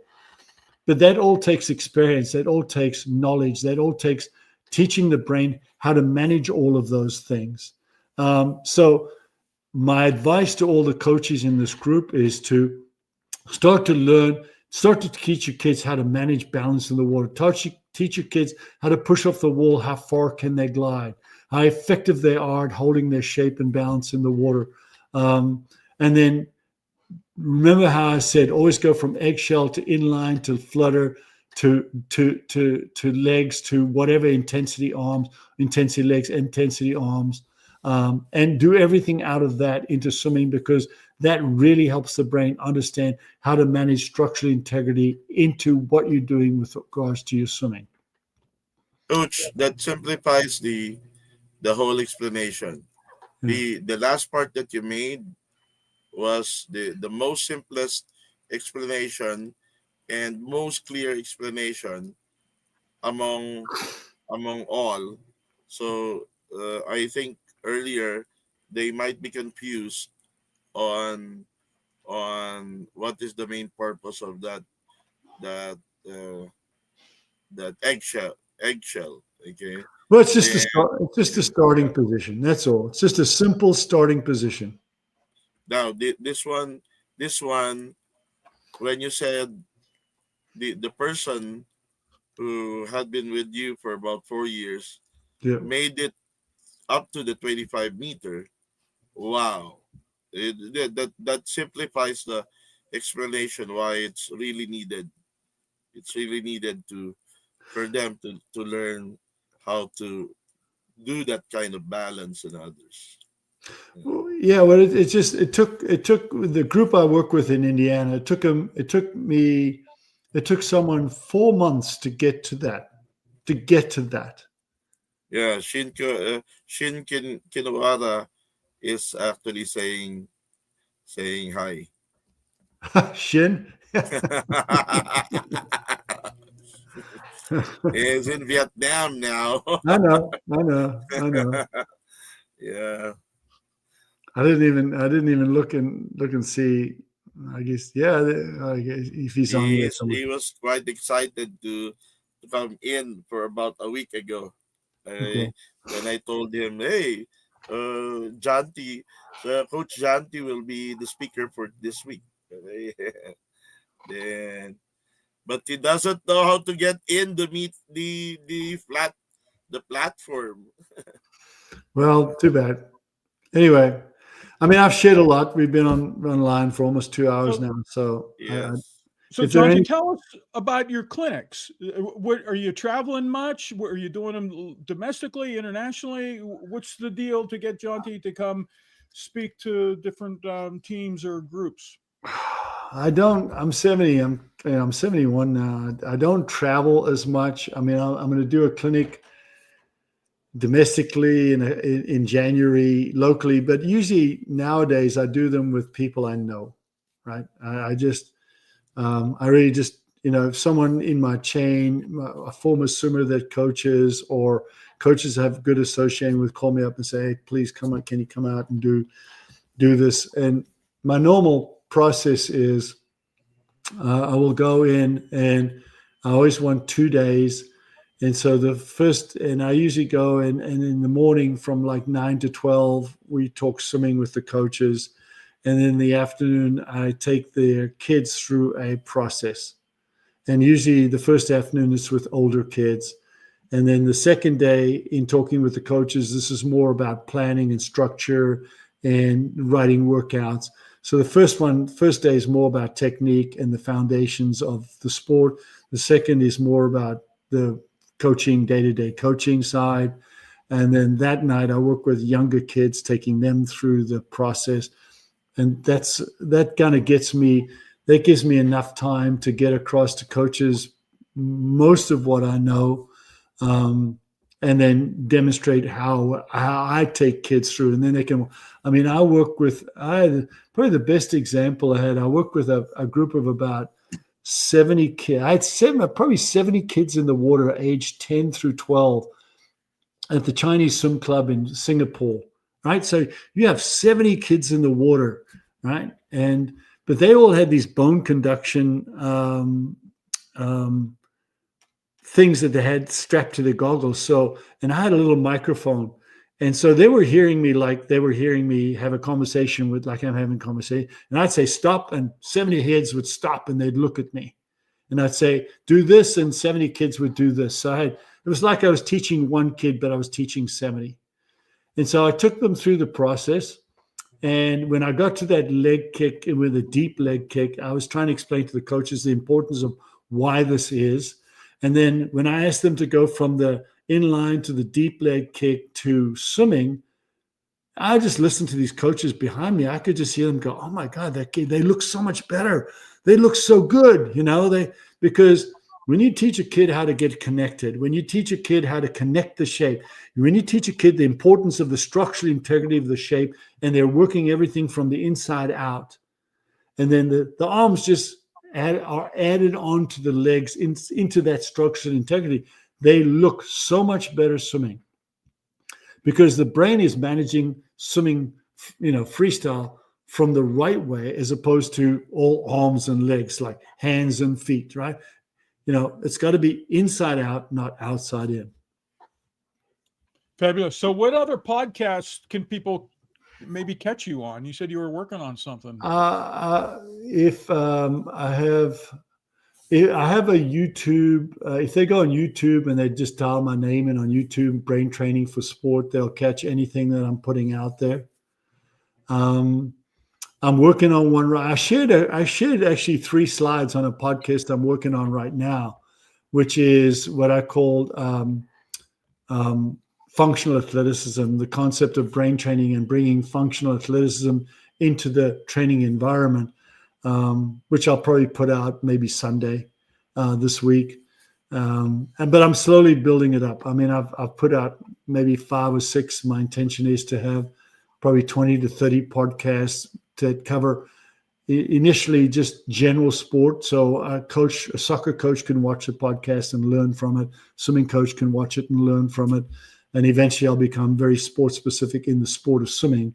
This is, today I dove a little bit into contrast training and mixed training. In a podcast, I'll really get into the details. What does it look like? Show them what a set looks like, how it evolves and how it unfolds, type of thing. But right now I'm just doing kind of broad brush strokes. Eventually it'll be a little more detailed. And they're all going to be on YouTube. There are quite a few of them on YouTube right now. Yeah. Great. Well, I would. If you go into YouTube and put my name in, or Brain Training for Sport, Jonty Skinner Brain Training, you'll probably get to the channel. Okay. I would love to get you back someday to talk about the vocabulary of swimming. I hate kicking and pulling. I do not use the terms kicking and pulling. What about flip turn? Huh? I don't use the term flip turn either. Yeah. Yeah, we'll have to get the media, and especially going into LA 28. Hey, here's a new vocabulary for our sport. It would be shake things up. Hey, what about PVC pipes instead of the tomato steaks? Is it similar? You can. I mean, the skinnier the better, right? The skinnier, the more the heft. So like a broomstick is pretty good. You can get a pretty decent sized, broomstick that's not so thick, right? So it needs to be at least 6 feet in length. Basically, is what you're dealing with.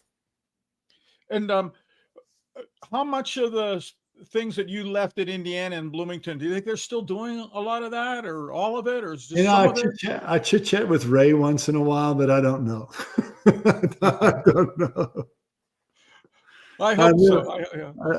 I chit chat with him about different things, but I left a lot of stuff and a lot of things. But again, if you don't have a tremendous amount of background and understanding of how to utilize conceptually what it is, because when I got to Indiana, Ray was traditional. He was all about speed coming at the end of the training period. Like he felt like speed came at the end. And I said, Ray, I'm not that way. I mean, I'm working on speed day one. In fact, when we're getting in shape and we're doing sort of that little bit of aerobic training, when you're getting your kids in shape, I'm hammering speed as hard there as any time in the season for two reasons. Number one, they're coming off a break period, so their bodies have returned to what I would call homeostasis, where they naturally are. And so they're more open to speed at that time, and they're more naturally open to use their natural speed. So I want to enhance it and take advantage of it at that point in time. And then I know from experience that when you open up that speed window, that speed, that the brain's ability to manage speed at high velocity translates into everything they do going forward. It impacts and helps everything they do going forward. If you try to think of speed at the end, if you're bringing in speed at the end, the body's pretty much broken down by that time. You've taken muscle groups and muscle fiber types and maybe drawn them away from a natural explosive function type of thing. You might have co-opted it into more of an aerobic function. So to me, speed comes in the beginning, not at the end. And then which was opposite from Ray. Right. Well, lastly, the people at the top of USA Swimming have been changing around a bit. Are you connected much with what's going on at the national level or with the club development levels?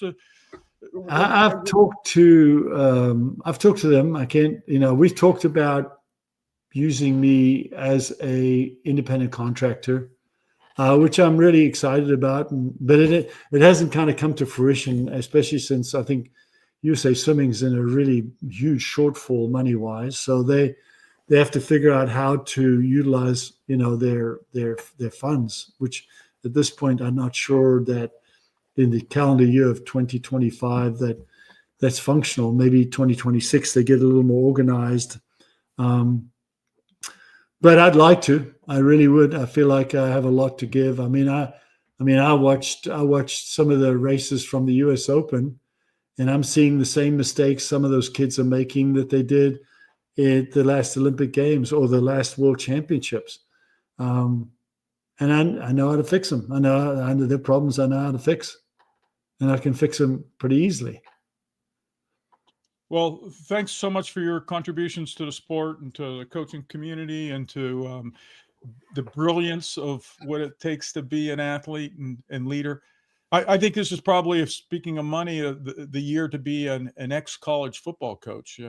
The payouts there have been, I'm seeing one post that $228 million has gone out to coaches did not coach anymore.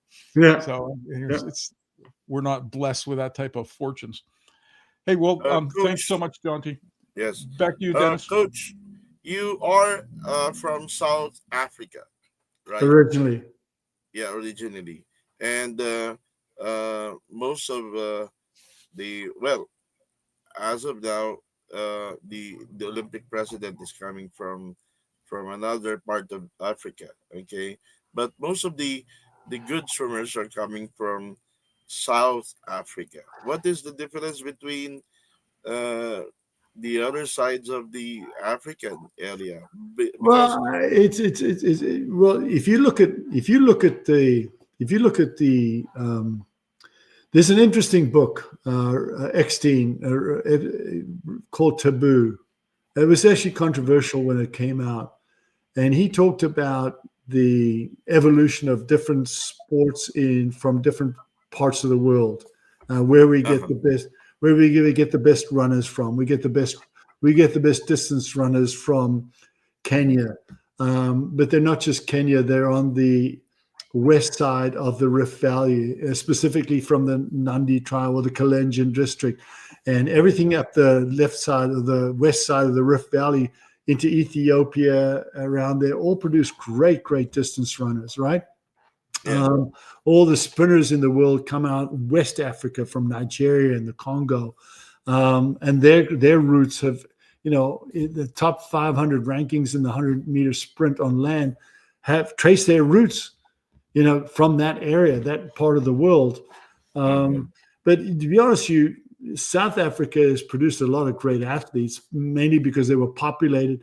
When the soldiers came back from the wars, the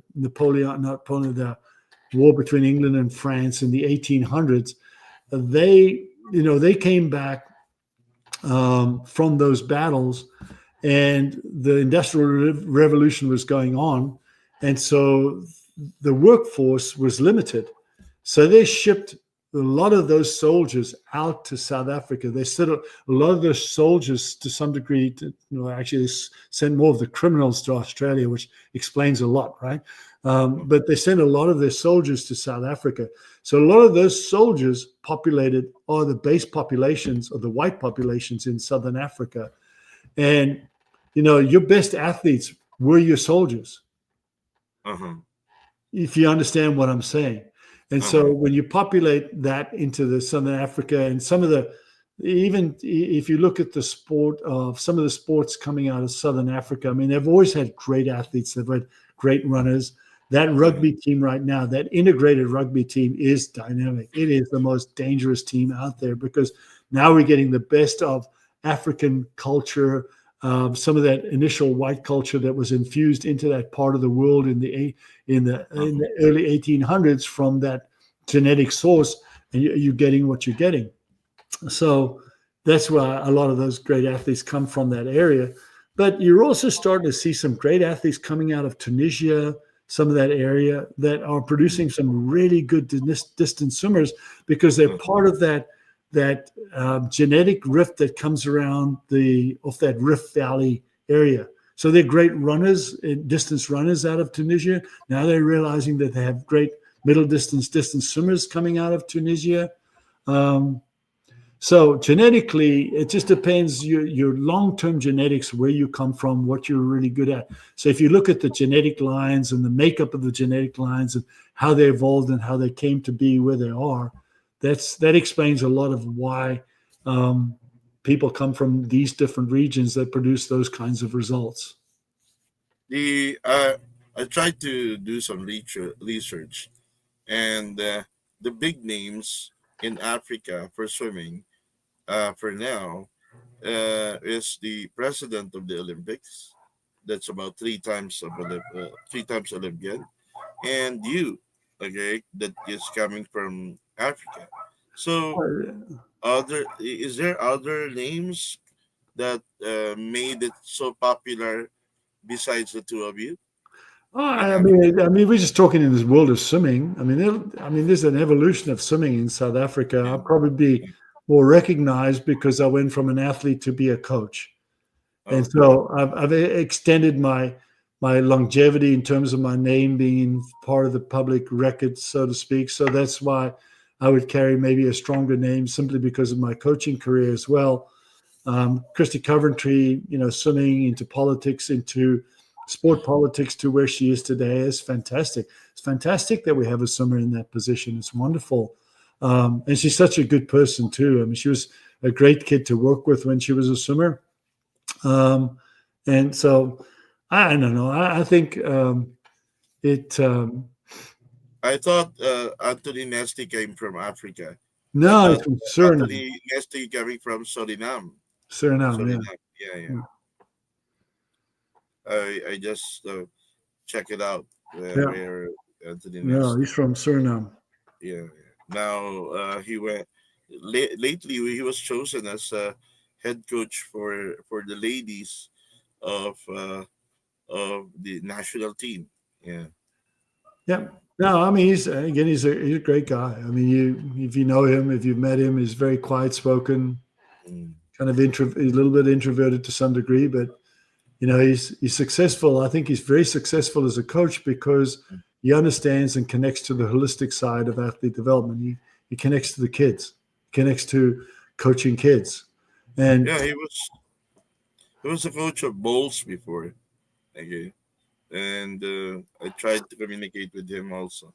yeah, Coach, okay. we are so thankful that you gave us a chance to be with you. I hope that if there will be, we can organize something with regards to a coaching clinic. You might agree on something.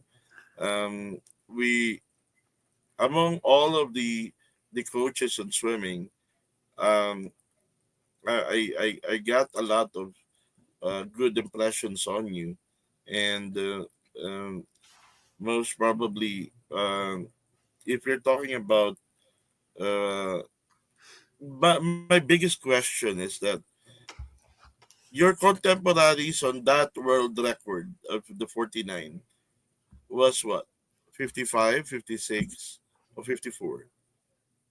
Your the swimmers that is behind you doing a 49, what was the time? Oh, on that day there were 51 something. The 51. next guy was 51. Okay. Yeah. I mean, Because I broke. It's when you have a shallow pool and it's they're pretty tight in like that. Once I broke away on the second 50, I was able to break away and go. I mean, the one thing that especially in sprint events, with the proximity and the tightness in the lanes, a lot of times if you swim too close to a lane line and someone can drag into you, they can actually stop you from pulling away. They can actually stop you from breaking out. The good thing in that race was I was able to break out pretty quickly on the second 50. And so I didn't have the people on either side of me were too far back to ever be able to suck into me in terms of that drag. And so it allowed me to spring forward and get away completely. So okay. when you see races in small pools, especially in short pools, and they're very tight in the 10 lane, sometimes the sprint events aren't nearly as good because no one can break away. No one can actually break away from the pack.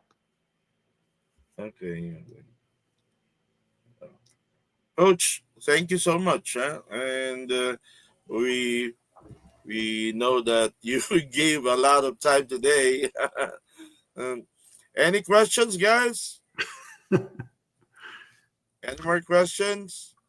I know they're quite tired. Okay. Yeah, And, it's getting pretty yeah, late. Okay, it's already 11 o'clock. time to go to bed. Yeah, 11:37. It's yeah. It's 23 minutes before midnight. Yeah. Okay. Guys, let's take a picture together. Let's take a picture together. Audience, open your windows. Let's take a picture. Guys, can you open your windows?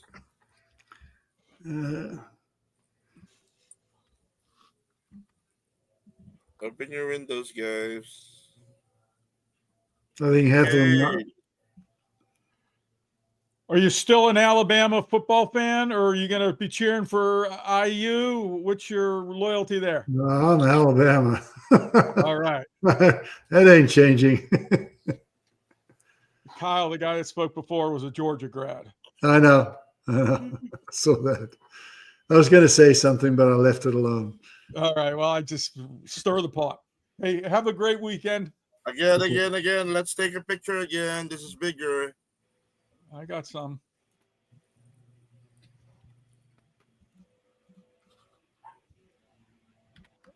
We appreciate Coach your time. Jonty, thank you. Thank you very much, Coach Jonty. Pleasure. My pleasure. Yeah, we've learned a lot. Thank you, guys. Thank you. All right. Bye-bye. Okay. Thank you, Sir Dennis. Coach, I'm gonna be sending you your certificate. Okay. Okay. Thank you. Thank you. Good planning. Thank Thank you, you. guys. Dennis, Thank you. Thank you. Thank you, everyone. Good night, guys. Night. Thank you, guys. Thank you. you.